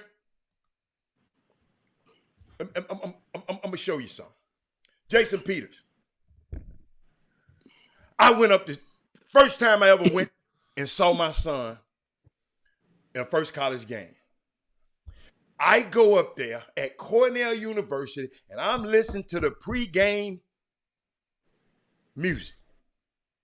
And it's all this southern ass music that these people play down here. My son, a freshman, all of them dumbass upperclassmen, let him influence the music choice. I went to the coach and said, man, I don't care what Hatter said. Don't play that mess. Hold up, they got a song out. He sent me a video. They in the dressing room playing a song called F That B. F That B. I said, man, if you release some mess like that, I ain't gonna tell you what I told him. Let me tell you, he loved rap just like everybody else. But guess what? Coach changed that damn music. Don't let this little freshman come up here with all this. No. I go to all these games. I go to all these shoot-arounds, right? You don't hear them playing Luke Bryan. You don't hear them playing Celine. They play listen to me.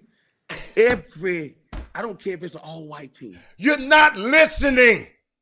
But hear me out. I had influence there. Hear me out. So they didn't play it no damn more. I don't care what they playing nowhere else. I don't have no influence there. I feel you, but you think you the only one that did that? I'm telling you, them kids and that I'm telling those coaches, right? And how about this? Even when you go to NBA arenas, what they playing? Listen, Chris, I can't. Hey, y'all, I'm gonna talk to y'all because he ain't listening. It's about what my point. I'm talking about what I can influence. I can't influence the NBA. You can't influence these colleges either. I can't influence the college either. But you influence that. I influenced that particular college. Yes, that particular place. But by and large, but Chris, all I can do is what I can do. I just hope another parent's go in there and say, "Hey, man, how y'all let a little I said this. How y'all let a little freshman come here and run this shit?"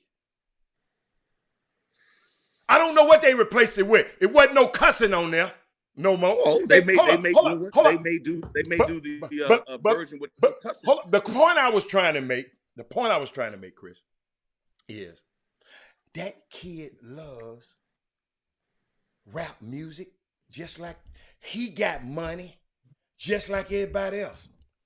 But this the kind of stuff he would, and he probably do that same stuff, but this the kind of stuff he posts.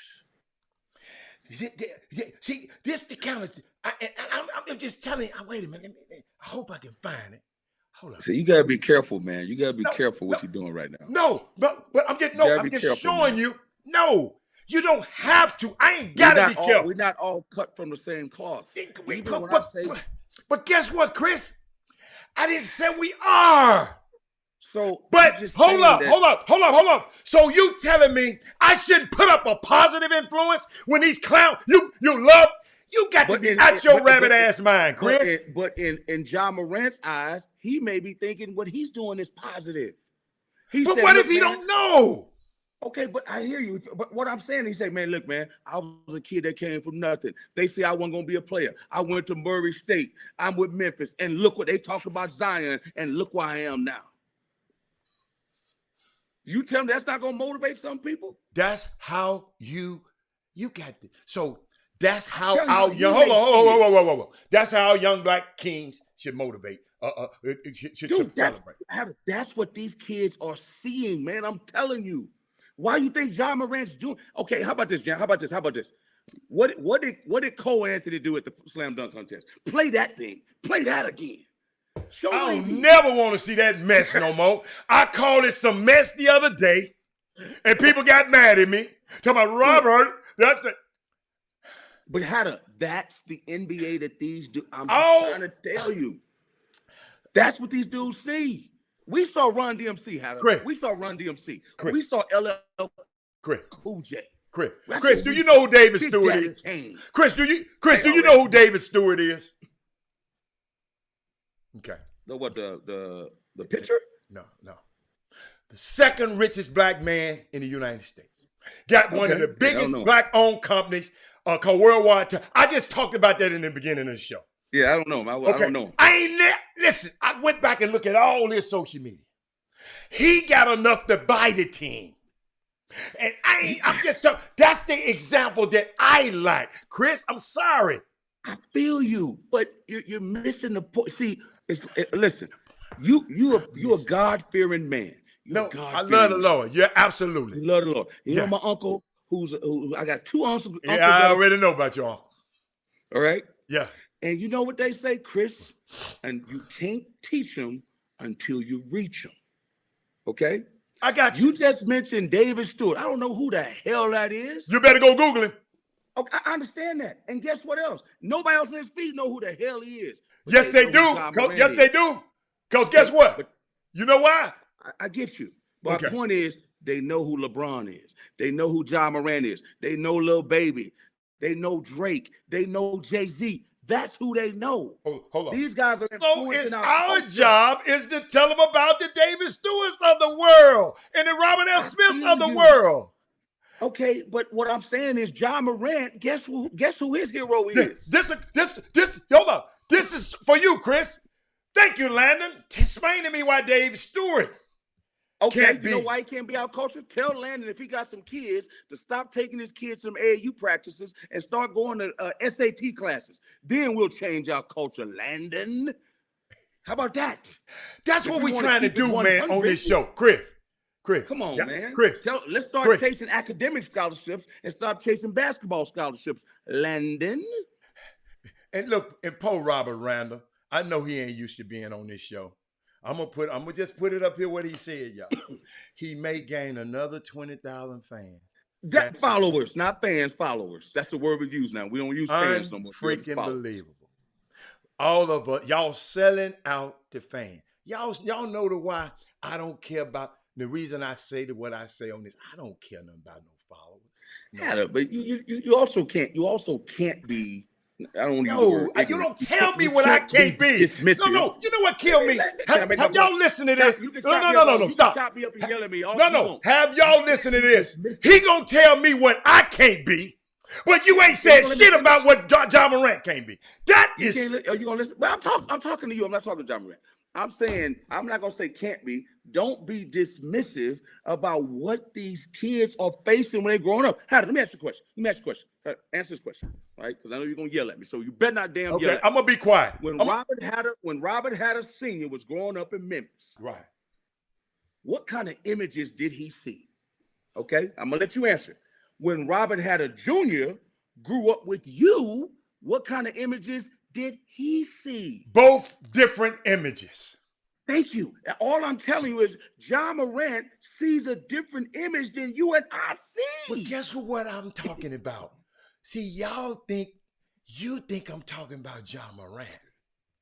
I'm speaking to our other kids. Stupid, man. I'm speaking to the other kids. I just put that up there because I'm not gonna tear down John Morant, but I don't agree with it. And I can't. Y'all got to realize, just like y'all disagreeing with me, but when I disagree, y'all act like it's World War II. Chris, that's not true. That's what you do. You don't understand. That's what you do. So you telling me it's all right for John Morant to do what he wants, but it ain't all right for Robert Hatter to not like it. No, I'm not saying that. Yes, you did say that. You know I'm an academic guy. You know me. You I know, but you ain't using it, Chris. I'm not saying that. What I'm saying is I understand. You know what you used to tell me all the time? What? You said, Chris, you ain't nothing but a hater, man. All you do is tell all these people they can't make it to the NBA. And I'm like, I'm telling the truth. Yeah. But you know what I learned? It ain't my job to be a dream killer. It's not my job. It's my job to inform. If they want to go out there and bang their head and be crash dummies, that's their business. But at the end of the day, if I tell 1 million and only one make it, that's fine. If that one, I'm just telling you, at the end of the day, if they're celebrating something that they've accomplished and they want to show it, that's the world we live in now. The same way, Hatter, some of these women on Instagram do what they do to get more fans.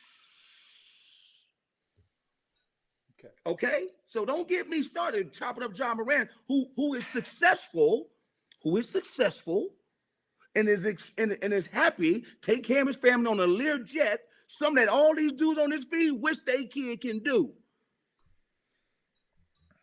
That's all I'm saying. So long as a guy is doing that, everything he does is okay. I'm not saying that's that. That's what you just said. Hey, I got, you know what? He ain't putting his hands on somebody. I'm going to remember, I'm going to say his name a million times. Every time you say John Morant, I'm going to say Dave Stewart. Dave Stewart. Go Google Dave Stewart. Let's do it, Dave Stewart.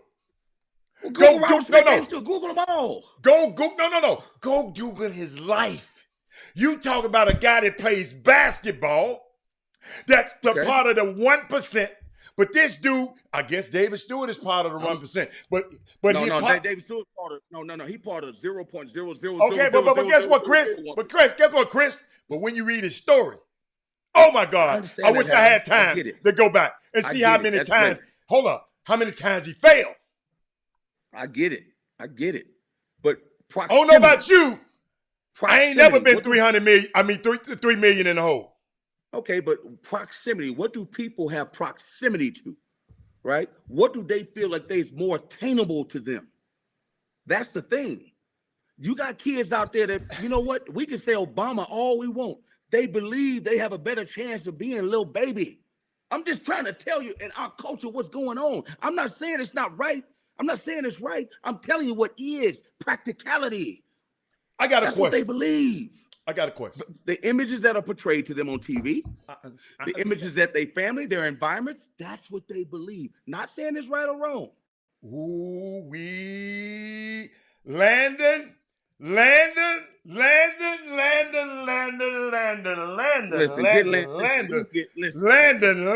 is on it today. Oh my God. Landon, he ain't chopping me today. What are you doing? No, he ain't chopping you. It's on the screen. As long as he's a celebrity entertainer, then it's okay to be ignorant and do all this. That's what Chris Walker just said. Think about what he's saying. Think about what he's saying. Because he got his family on a private jet. So think about what he's saying. Think about what he's saying. We got a black kid. Think about what he's saying. Because we got to break this down to what we're really upset about. Okay. I'm not saying I agree. We got to talk about what we're really upset. What are we upset about? Because I'm gonna tell you something. If I should bring this one subject up, you're gonna be like, yeah.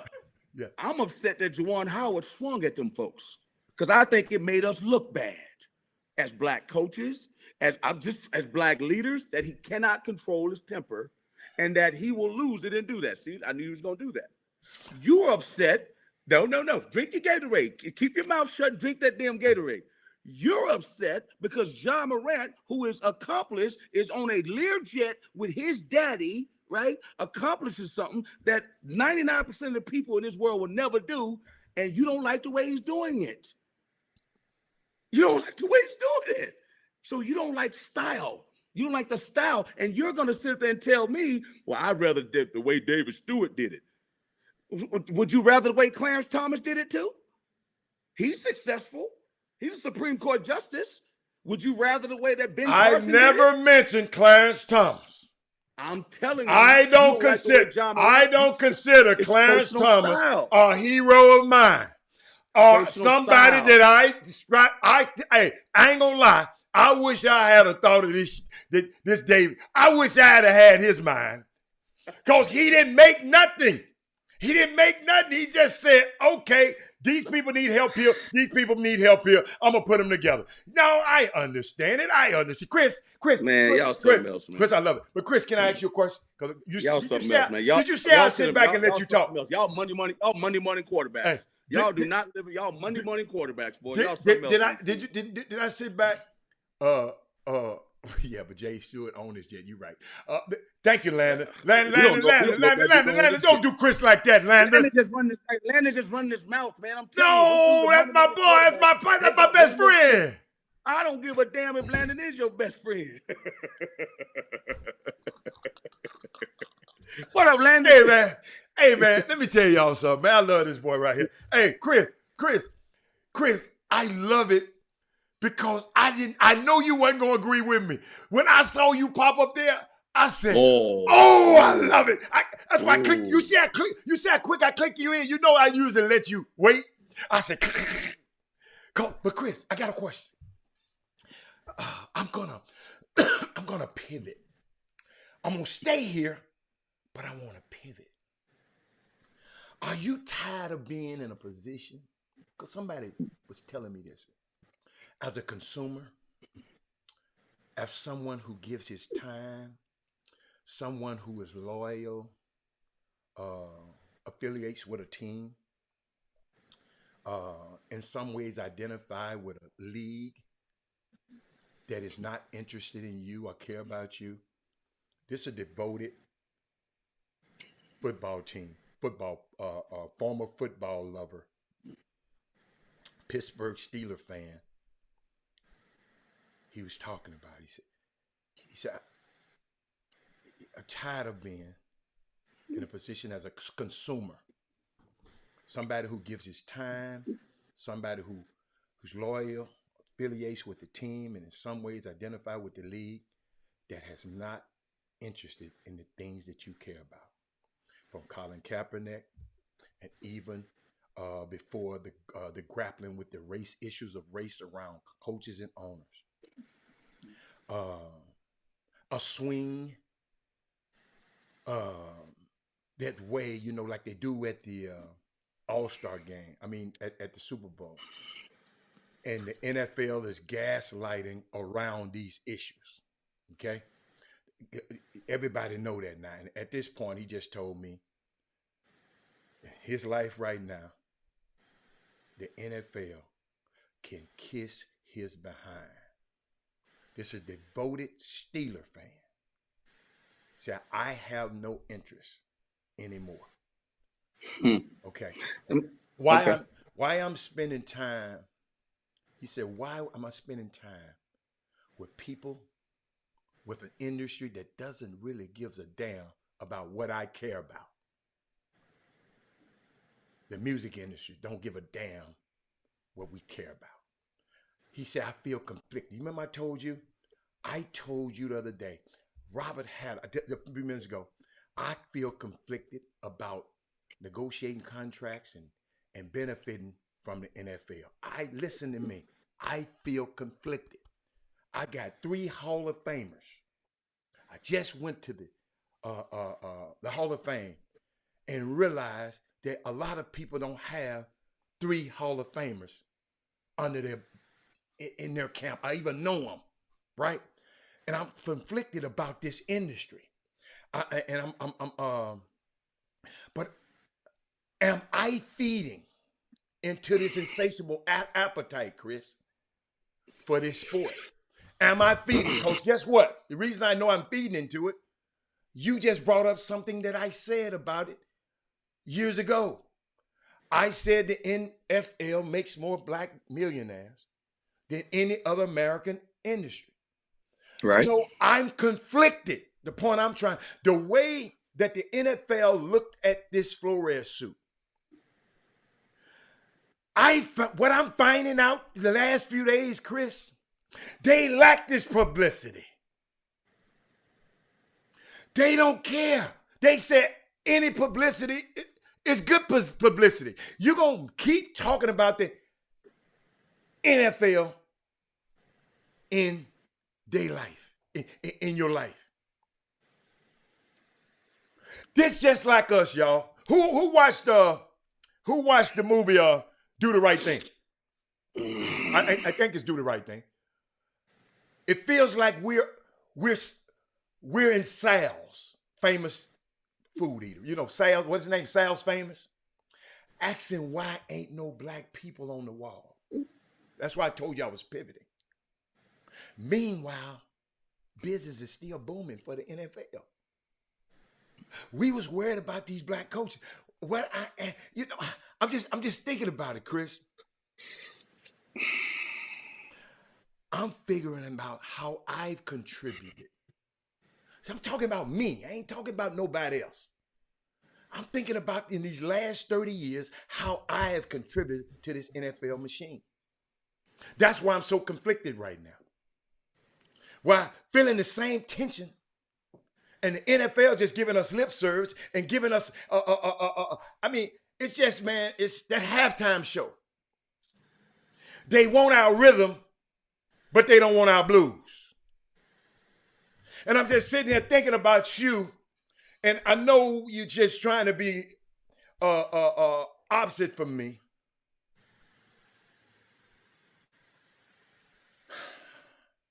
I'm just sick of our people becoming other consumers. And I look at myself and say, Robert, what in the hell is going on? You've been to every Super Bowl that you can remember. You supported this thing. You done talked about this thing. I'm telling you right now, Chris, I'm conflicted. And I just wanted to let you know I'm conflicted. So here's my retort to that. What are you conflicted about? Because I'm benefiting from an industry, listen, that don't care nothing about my damn people. Well, I know the NFL. Listen to me. I have no doubt that the NFL don't give a fat rat's ass about black people. Okay, I got you. Do the players benefit? Yes. I'm asking a question. Yes. You made a statement. But it's not enough. But guess what? That's not enough for me. Okay. Do people stop using Apple phones because Apple don't hire black people? Do they get mad about that? I'm going to get there. Because I already said that. Get there because I got more. I got more where that came Keep going. Football. I'm not thinking. But guess what? Hold up. Excuse me, sir. Excuse me. I'm conflicted there. I got stock in Apple. Yeah. I'm conflicted there. There's a whole lot of stuff you probably have Yes. use of every day. I just, Chris, you ain't hear me. I'm just food. talking about football right now because this is what people identify with. Okay, but keep on going. If that's all, No, yeah. I got you. Come on back. Because when people, when they say, Because somebody asked me, what am I anymore. conflicted about? I hope I answered that question, Glenn Bishop. No, that's why I asked it, because I was thinking the same thing. So what conflicts you? Trey Phillips trying to come at you. Yes, I wear Nike. Yes. I'm conflicted. So what you gonna do? Go around naked like Adam? You gonna go back to No. I just said I'm conflicted. Do y'all understand? I'm conflicted. I've negotiated with Nike. Nike have paid me, my players, and they have paid me. That's right. Excuse me. Trey Phillips. Hold up, Trey Phillips. Like, how you put it, Chris? In a way, I get paid to wear this. In a way, Trey Phillips. I'm just telling you what. Hold up. I can't say that. Because I can say I got a lot. Hold up. I got a lot more out of them than they got out of me. I don't know. I don't know. No. But yes.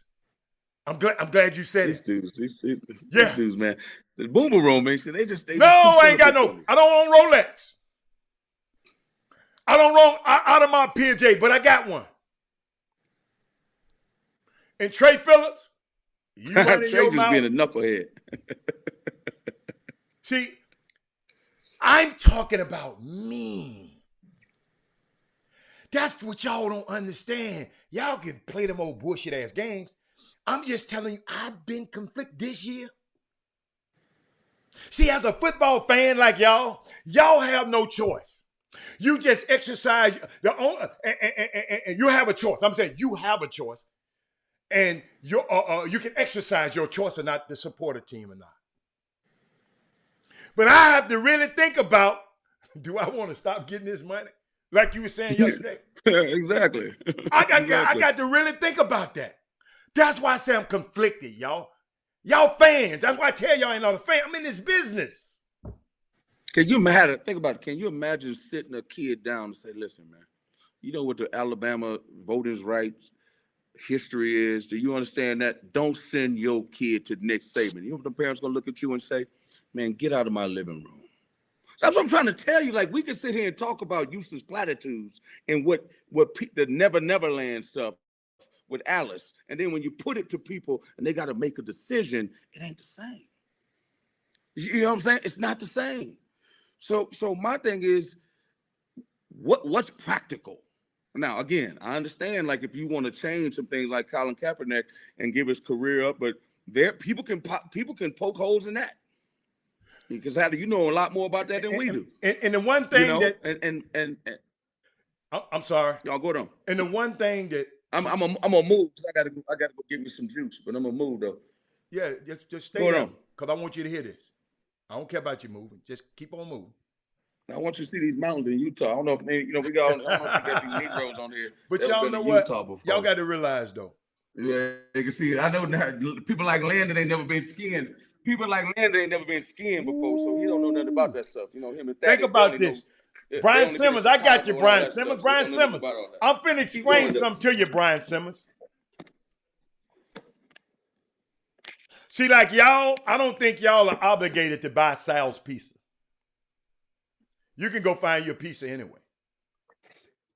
But in my situation, if Robert Hatter is not representing these athletes, if Robert Hatter ain't talking about this on this show, if Robert Hatter ain't doing it, they're going to put somebody else in my place who's not have the sensibility as me. Because somebody going to represent them. Might as well be me. Utah is one of the greatest places. Park City, Utah is the first place I learned how to ski. Chris, so you there. They might put somebody else in my place.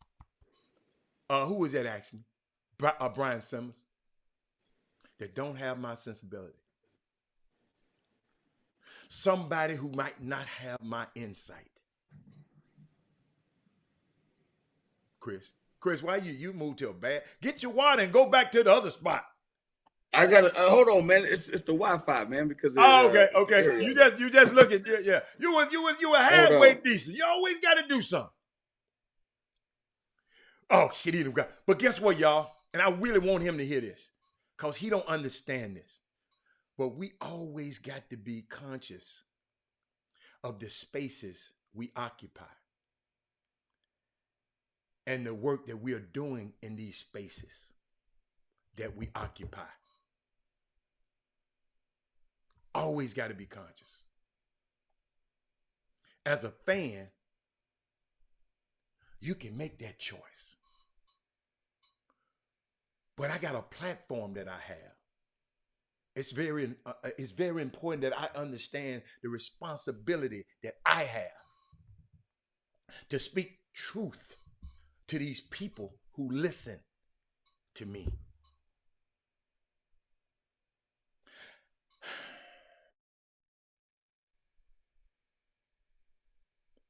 And I wouldn't dare give it up. Jim ain't gonna be on the show today, so ain't no Doug, ain't no 5A games. We ain't talking about that mess today, since. You got to go to the website and go to the website. You can find all the 5A games you want to, Seneca. All of them. He ain't on the show today. We ain't talking. Y'all, I hope y'all got enough 5A, 6A yesterday. But I hope Chris come back. Because I got to repeat that to him. Because I know I need him to understand that. Chris, you back? Hold up. There you go. But Chris, reason, because people keep asking about me being, my bad, Seneca. No, Jimmy ain't here today. We got Chris. So do me a favor. Go to the website. They got a lot of that stuff. RCS Sports, they got a lot of stuff on the 5A championship. We ain't talking about them ball beaters today. We talking about world beaters today. Chris, we always have to be conscious of the spaces that we occupy. That space you occupy up there and the work that we are doing in these spaces. In the spaces that we occupy. We always got to be conscious of this, man. And as a fan, y'all can make these other choices. That you don't have to go to these games. But the platform that I have, Chris, it's very important to me that I understand the responsibility that I have to speak truth to these people who listen to me. And and not to give up and say, I'm not going to do it. I told you I was conflicted. I didn't say I was going to do it because I know if I'm not there, I don't know who's going to be put in my place. Because I know before Chris started this show, it wasn't no show like this. So nobody can talk about these things right now. Chris, I have to negotiate and deal with people who I vehemently disagree with and don't like nothing about them. But I have to do it, Chris. But I find myself in these spaces opening up space for a different kind of conversation. Yeah, 100%. That's 100%. why I do that. And the reason I don't want to talk about Russia and Ukraine right now, Jason Peters, because it's going to take a whole nother show. And I am not an expert on foreign policy.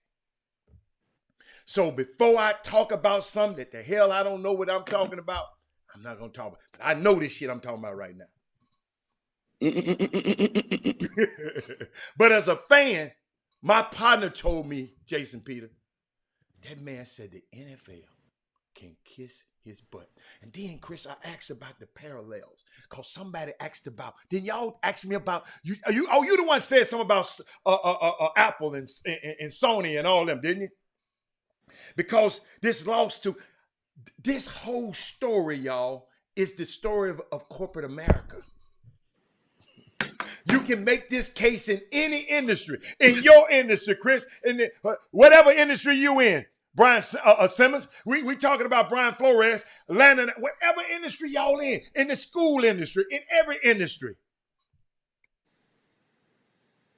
When y'all saw that lawsuit, Chris Walker, did something resonate in you where you said, this echoes in my industry? When you saw the Brian Flores lawsuit.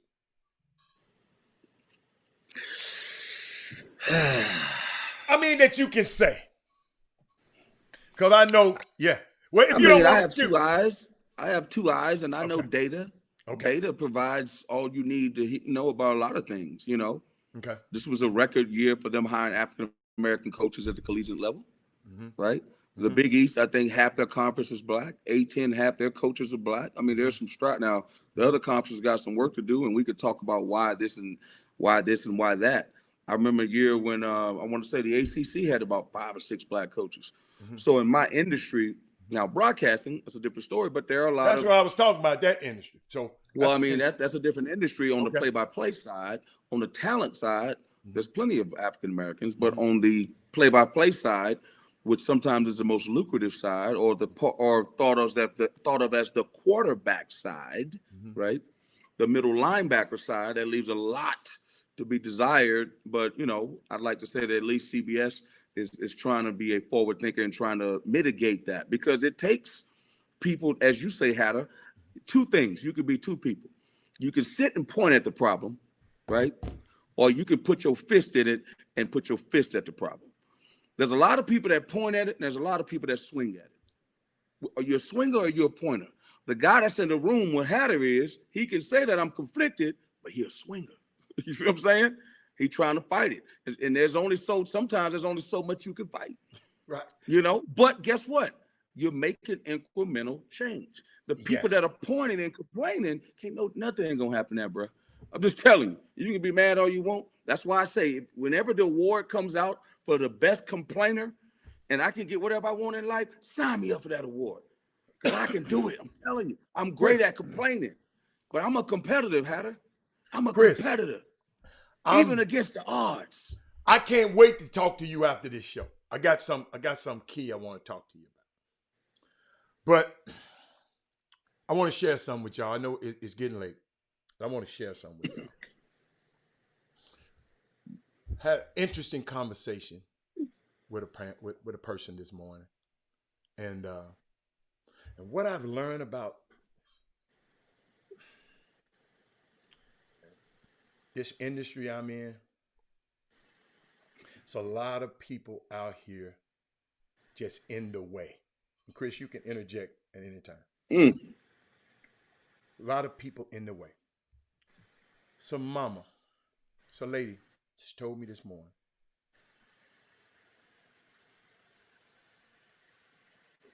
that somebody told her, don't be calling Hatter all the time. All he want to do is represent your son. Don't be calling him all the time. He ain't this. He this. She still called me. So you telling me, what reason would you give a mom not to talk to a dude that has represented 19 first-round draft picks, been in the green room 9 times? The green room is where the first-round draft picks were. Represented 3 Hall of Famers. Negotiated over $1 billion worth of contracts and endorsements. And you tell her not to talk to him on the phone, not to talk to him?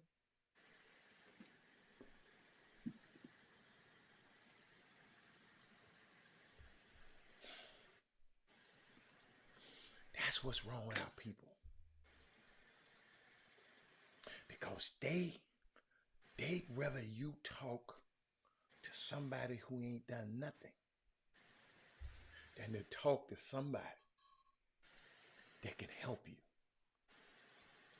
I mean, I just went on and some things that she was telling me, I was just saying, think about this. How many times have I ever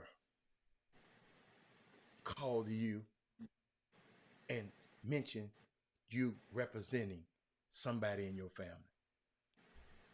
She said, never. How many times have I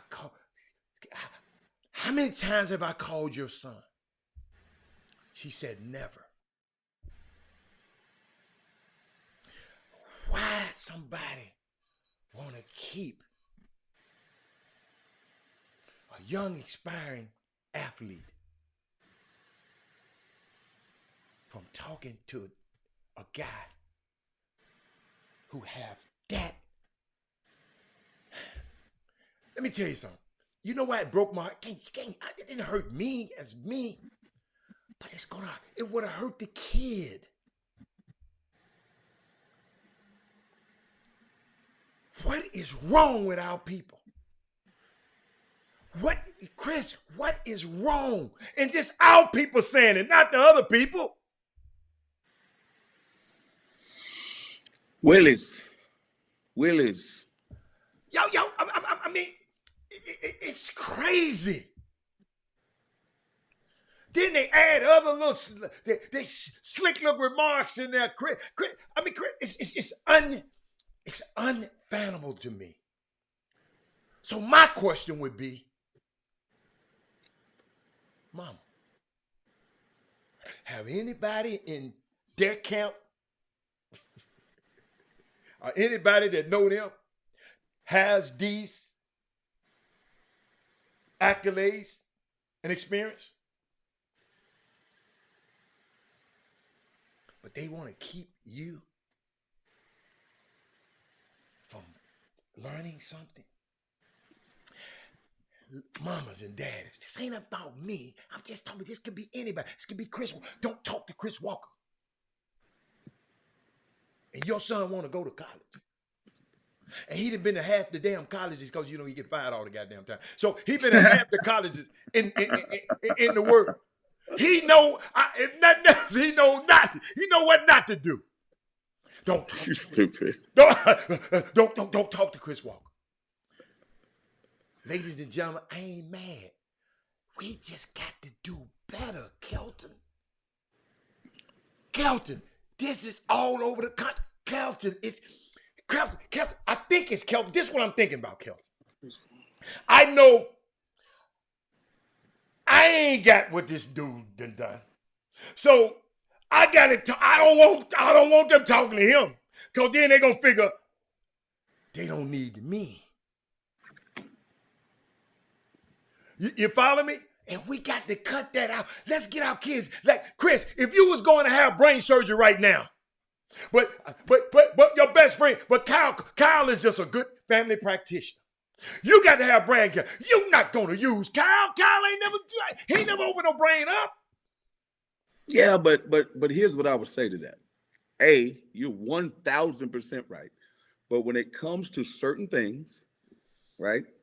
When it comes to your life is on the line and you need the right lawyer, right? Your life is on the line. You need the right doctor. Mm-hmm. But when it comes to this sports stuff, we think we got all the answers. I'm just telling you, we think we got, because some of us ain't, and none of us have never been a surgeon or a lawyer. I got you. But everybody picked up a ball. I respect that, Chris. I like that. I like Chris. So they think they know. So why you got to hate on the other guy? Imitation is the greatest form of flattery. You don't like rap, but I was going to tell you what Aubrey Coleman said about imitation is the greatest form of flattery, but I'm tired of it. I like that. I paraphrase. It's the greatest form of flattery, that, man. But I'm tired. I got that. People trying to be like, you know what I mean? Because it turns into hate. Trying to be like me turns into hate. And so my thing is, people don't celebrate. I always tell people this, man, everybody don't have the same talent, man. You know what? I love Tom Brady. But if he don't have a running back that knows how to pass protect, it's a problem. Yeah, our left tackle. If he don't have a left tackle, it's a problem. It's a problem. Absolutely. So if the left tackle is worried about being Tom Brady, that's a problem. That's a problem. But Chris, everybody think they can beat. Everybody think they can beat Tom Brady. It's only one though. It's only one black cat. It's only one LeBron. But Chris, it's only one Kobe. It's only one Kareem. It was only one Magic. But you got a whole lot of people trying. I tell you, imitation, man. Chris, but Chris, it's just Chris. I mean, it's just y'all just don't understand the stories that I have locked up in this heart. I told y'all. Now y'all see why it's so conflicting to me to write a book. Because every time I write a book, guess what my ghostwriter said? But Robert, hold up, that's a whole nother book. I said, well, shit, I ain't gonna never get one. Everything I tell you. Shit, I ain't got this. I said, you know what I told her the other day? I said, I don't have this much information for this to be a whole nother book. She said, yes, you have. I'm gonna get it out of you. It's just so much. Y'all think about 30 years of what I've seen. So when I see a young man like John Morant, I'm not talking about him. I just want him. I just see the guys that did it like this. In my experience, in my 30 years, I'm not like Chris Walker. I ain't been in high school. But in my experience, the guys that's like this don't last as long. Never forget. Be careful. No, be careful. I'm just telling you, I ain't got to be careful. Be careful. I'm a free black man. Let me show you something. Perfect example. Sean Taylor. Great. Absolutely great. Safety. No, that's an extreme. Let me tell my damn story. That's an extreme. I let you run your mouth. Let me tell my story. That's an extreme, Hatter. I'm telling people something. You don't know where the hell I'm going with it. I told you my thoughts are higher than your thoughts.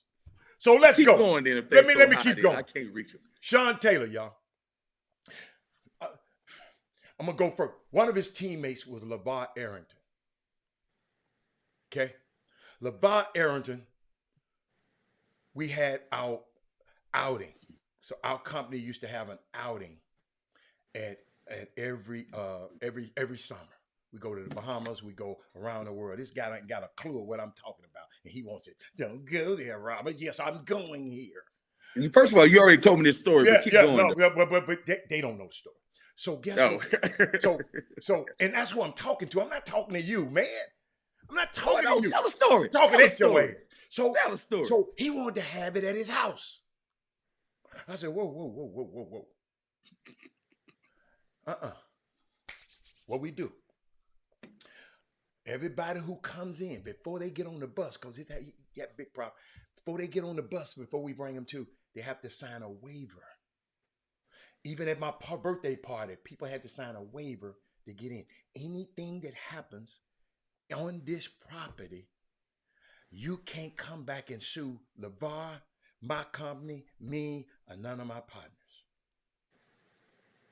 If you don't sign this, you can't get on the bus to go to the property. We had a great time. But when I thought about it, I sit up there because I had to argue with him. I said, I don't like you having it at your home because people know where you live. Never, I didn't like that. He moved soon afterwards. But I was conflicted. But if he was going to have a party, I can't make him not have a party because he wanted to show off his big pretty house with the boats and the jet skis in the backyard. And boy, it was the best party I ever been to. So I tell all my guys, from now on, let's never have nothing at your house. Sean Taylor had a birthday party for his little sister. They came, invited people to her house, into his house. Ladies and gentlemen, future athletes, keep these people away from your house and stay in a gated community if you can afford it. Guess what happened? Two of the guys that the little sister invited to the party came back a couple of days later to try to break in and rob them and messed around and killed Sean Taylor because he relaxed and he was at the party. He should have knew. I told Chris, and I know we get lazy, man. You know, man, yeah, I'm going to let him come over to the house. If you in a position of power, young athletes, in these days and times, Chris, I don't care what, this is the advice I'm giving you. Don't let everybody come in your house, man. You have you another little spot. We call them ski stations. I'm just, you have you another little spot where security where you lay your head. Don't you be having no parties. Don't you be having no parties at your place. Because guess what? This kind of stuff can happen, Chris. And that's the stuff that a lot of people won't tell their guys. Adam, what's the ski station? I'm just curious. I'm not gonna tell you. Freight, I never forget. Freight said he came to one of my parties. Tell me he had to sign it. You got to sign a waiver. Oh my God! You let Freight come to your party? Well, I didn't know he got. I guess somebody gave him a Freight. Man, Freight got it going on. Y'all know who you talking about. Freight, how did you get an invitation? Because it was an invitation only party. Don't get Freight in trouble on this chop shop. Oh, okay. Oh, it was a long time ago. Okay. But no, I'm just telling a fun house on the show. He said like the fun house on the show ball. Yeah. So I mean, no, not Skeezer, Skeet Station, Seneca, Skeet Station. I'm playing on words, but come on, if y'all don't understand that, I'm not finna help y'all. I'm not finna. Not Chris just realized. Okay, that was before Freight was married. Yeah, that was before. I wasn't gonna get in the middle. I just want to hear you explain it. No, I'm not explaining. But no, hey, but no. Listen, I got BYU, LMU tonight, man. It's the analytics game, man. Straight analytics. Okay. The whole game. You want to learn about PER. You want to learn about offensive rating, the 4 factors. Yeah, how you little smart basketball players? How many of you on the feed? How many of y'all know what the 4 factors are that contribute to winning in college basketball and the NBA? I guarantee you can't nobody name the 4 factors. All right, or tell me what true shot percentage or effective field goal percentage is. Anyway, make a long story. Hey, man, y'all leave it alone. Chris Walker Bay brought that out of me. Let's talk about the game, man. Because they done went crazy, man. You the one said it. I know it. I promise you I didn't mean to say that. I did, y'all. I promise you. Excuse me, Lord. Mama, I didn't mean that. But keep going. Wall. Anyway, so yeah, we're doing the second installment of that, man. Like it's gonna be cool. Tell me give us the 4 things to look for, Chris. I want to write these down. No, it's called the 4 factors. No, what's the 4 factors? They're all Googling right now what the 4 factors are that contribute to winning and losing. Chris, that most people. What's that? Because I'm gonna use it on my broadcast. There he is, right? Corey Henderson. No, Corey. He got quick fingers. I know he Googled because he went to A&M. I know he don't know. So that's good. It's offensive rebounding, not just rebounding, but it's offensive rebounding and free throw rate, not free throws. So you gotta, hold on, man. Let me get me. You gotta help people understand because there's different ways. What's that? Free throw rate. Effective field goal. Stop the hate. I'm not hating you, my man. See, Corey came back and see them real basketball players. You can tell them real basketball players. So you said 3 free throw what? Free throw rate. What you mean by free throw rate? You can look it up. Go learn something. Man, I'm talking to you. You tell my people something right. Your ass ain't never told them nothing else, right? Give them something today. Go learn something. So turnover rate, turnover percentage, how many times percentage you turn the ball over, offensive rebounding percentage, because if you get offensive rebounds, you create extra possessions. They get that lessens how many defensive rebounds they get, and you get more, points for being a better offensive rebound team and free throw rate. Because guess what? If you can get people in foul trouble and you can get to the foul line, people play different when not like Hatter because you was a hack machine. But they play different when they get in foul trouble and they can foul out of the game. I did. Right? So anyway, those things contribute to it. But there's a lot of other things as well. Usage rate. Look them up. What's your? I'm gonna look them up. The 4 fact. What you call? You're on the court. What imprint do you leave on the game when you're in the game? And there's different type of ways and formulas that you figure these things out.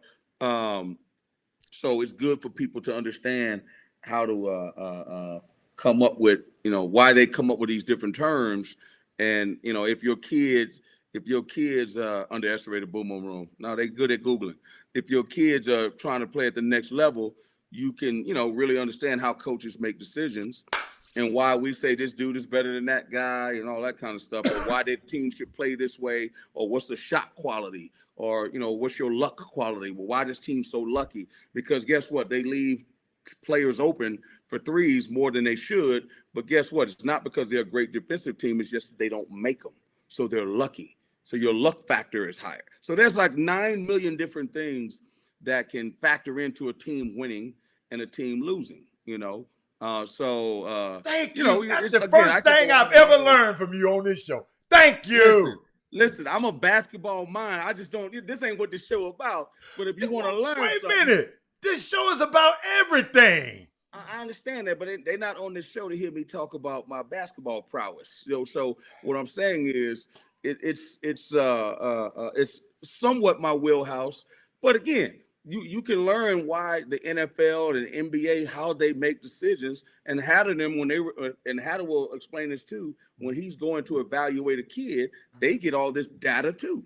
Yeah. That tells Hatter them who they should go after. Some of those guys are no-brainers that you go after, but Hatter get all that data, right or wrong, Hatter. Yeah. Y'all get all this data on these guys. It ain't just they know everything that's going on. Yeah.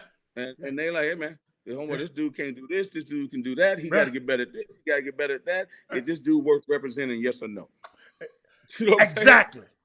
And so people are afraid of data, but that's what people use. Well, should we give this person a loan for $50,000 when it shows they can't pay their Capital One credit card off? And they can't do this and that? That's called data. Should we let this person have this car? What should his insurance rate be? Well, he live over there in Third Ward, not in the part they gentrifying. And this other dude live in Memorial. We're going to give him a low insurance rate because they don't bust windows over there in this area and over there. I mean, like people. Chris, do you know how real about that insurance stuff you just said? Dude, that's some real crap. That's real, but keep talking. Keep talking. No, but I'm saying it just called. No, look at Corey. What's the forced snow bunny factor? Jeffrey Day, hold up. Hey, Jeffrey Day, stay on the feed, Jeffrey Day, because you got to help me. Hey, Coach, hey, Chris, guess what I got to do this week? I'm going to use this on the show this weekend, Chris. See, y'all, I told y'all, he be giving me little tidbits. He don't give me nothing. He didn't think I was going to write this down. I'm going to even go back and listen to you again, Chris. And put some more notes on here because I want Jeffrey Day to stay. Chris, you ain't got nowhere to go yet. But Chris, no, I got a Zoom I gotta get on. But get on out of here and get in the Zoom. There's a million stats, man, that you can talk about. That you can. I mean, you can dissect the game and straight talk numbers. And here's the funny thing. So I was with one producer the other day. They're brothers. I won't say their names. Mm-hmm. He completely hates analytics. Mm-hmm. Caveman, man, please. My eyes tell me everything. Mm-hmm. And I tell everybody, I can look at a game, and I can take a stat sheet and never look at the game and tell you a lot about a team. Give me a sample set, good sample set. I can tell you how to coach against this team, who the best players are, who the worst players are, and I can do it based on data. Whatever happened, never happened to set my eyes on them. But at the same time, I don't think you can put your eyes on them and you can do the same thing. Your eyes will lie to you. The numbers, again, you need them to work in concert with each other. But, when you watch guys say, well, your eyes will lie to you? Your eyes, because they're biased. So you could take a guy who you see him in warm-ups. Oh, my God, look how well that dude's dunked. Look how well he dunks. Oh, my God, he windmill. He does this. Why does he only get 2 rebounds a game? Because jumping has nothing to do with rebounding. You see what I'm saying? I need the numbers. Oh, my God, look at that stroke. He got a pure stroke, but he shoots 20% from 3. Your eyes will lie to you. Oh, God, he's so fast. Yeah, but he's always in the wrong position because he's in foul trouble all the time. You see what I'm saying? So you got to really, really be able to dissect the game. And the numbers, again, are a very effective tool. Same way it comes to figuring out everything else in life. They use numbers. They use data. Right? When they look at your phone on Instagram and you all of a sudden you're like, man, why is this stuff popping up on my phone? Data. They have an algorithm that says if you shoot this to Robert Hatter 20 times, the chances are we're going to convert Robert Hatter as a buyer, as a consumer. Data. Everything. But unfortunately, we think data don't work in sports. So you'll wonder why I won't let little Johnny shoot three. He made 1 3 and missed 20, and y'all celebrating the 1, and I'm lamenting the 9. Like you said before, they want our rhythm. You want my rhythm, but you don't want my blues. Man, don't be using my stuff, man. Man, I can't stand him. Hey, Thaddeus, DePaul does not play. I was going to tell you the other day, they play Marquette next Wednesday, and yes, I do have that game. Chris, what game did you have this weekend? What game you got tomorrow? Tonight? I'm on Big CBS. I'm on Channel 11 down there in Houston. I got Oklahoma State, Oklahoma. The Bedlam No, game. I'm talking about I'm talking about the analytics Saturday. game. Oh, that's tonight. That's what I'm talking about. Tonight. Analytic game. Loyola Marymount versus BYU. That's what BYU. Yeah. Okay. I got a great stat for you, and I'm gonna let y'all go. Okay. Possessions. The average amount of possessions in college basketball, 2021-22, is 70 possessions, 70 to 75 possessions. Do you know what LMU played when they had Hank and Bo? Average possessions was 105 possessions. 105. Yeah, I know. That's how fast they play. That's how fast they play. Right. So what I'm saying is, so even something as simple as, let's say, turnover rate. Right? People think, well, why they make so many? So you would think that if someone plays, I would say not even turnover rate. I would say points per possession. Okay. How many possessions do you get per game, and how many times do you score? Right. The national average is probably 1.02 point per possession. So when you start seeing people scoring like 1.5 points per possession, again, I can go into that all day long, but everything comes back to pace of play. A team can play fast, and people are like, well, they get more shots, they get more free throws. Well, that's not necessarily true. A team can play slower, right? And they can get a free throw on every single time they get a possession. Well, the team that plays faster is getting more, but they're getting more attempts, but they may not be as efficient. So the word efficient is the word we got to use. What do numbers do? Numbers create efficiency. When a lender gives money to a creditor gives money, you know what they want? They want a person who's efficient at doing what? Paying them back. You know what I'm saying, Heather? It's efficiency. That's what your eyes can't tell you. So you're watching a football game, a guy throws the ball 20 times, right? You say, well, I don't need analytics. Well, how many passes does he make 10 yards? How many passes does he make 20 yards and 30 yards? So what does the defense say? Hey, man, that dude only passes, he can only pass for 15 yards. So they devise their defense to go against him. Well, he only throws it to the left. You know, he throws to the left 70% of the time. So they devise their defense. Your eyes don't see that. Your eyes only see that he's passing the ball. Your eyes don't see how many yards, what style of play. Your eyes don't see that. That's why you need numbers and stats. You're amazing, Chris. I like you back again. I hated you at first. I hated you earlier in the show, but I like you back again. But Hattie, you another dude. You want my rhythm, but you don't want my blues.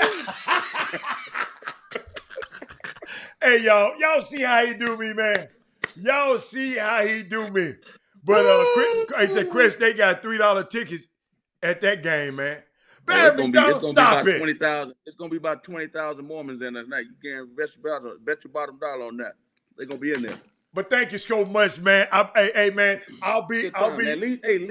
Free John Morant. Free John Morant. Free him. Free John Morant, man. Chris, it's out of my system now. Free him. I done got it out of my system. I'm not. Because I'm gonna tell you something. I don't want to take a shot at you, but you know, little baby and your boy, they homeboys, but you don't talk bad about him.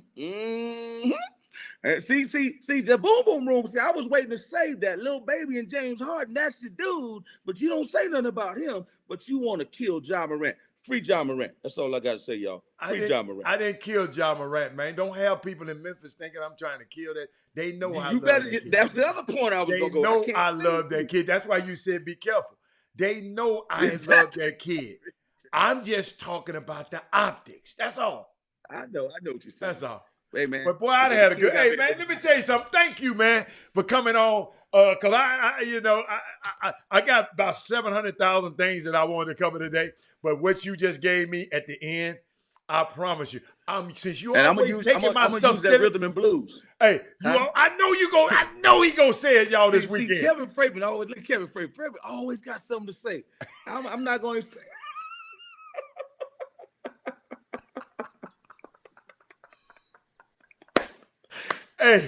Hey, man. Y'all something else, man. Something wrong with y'all on this show, man. For real. Something is wrong with all of y'all. Wait a minute, he gave him some cash for birthday present.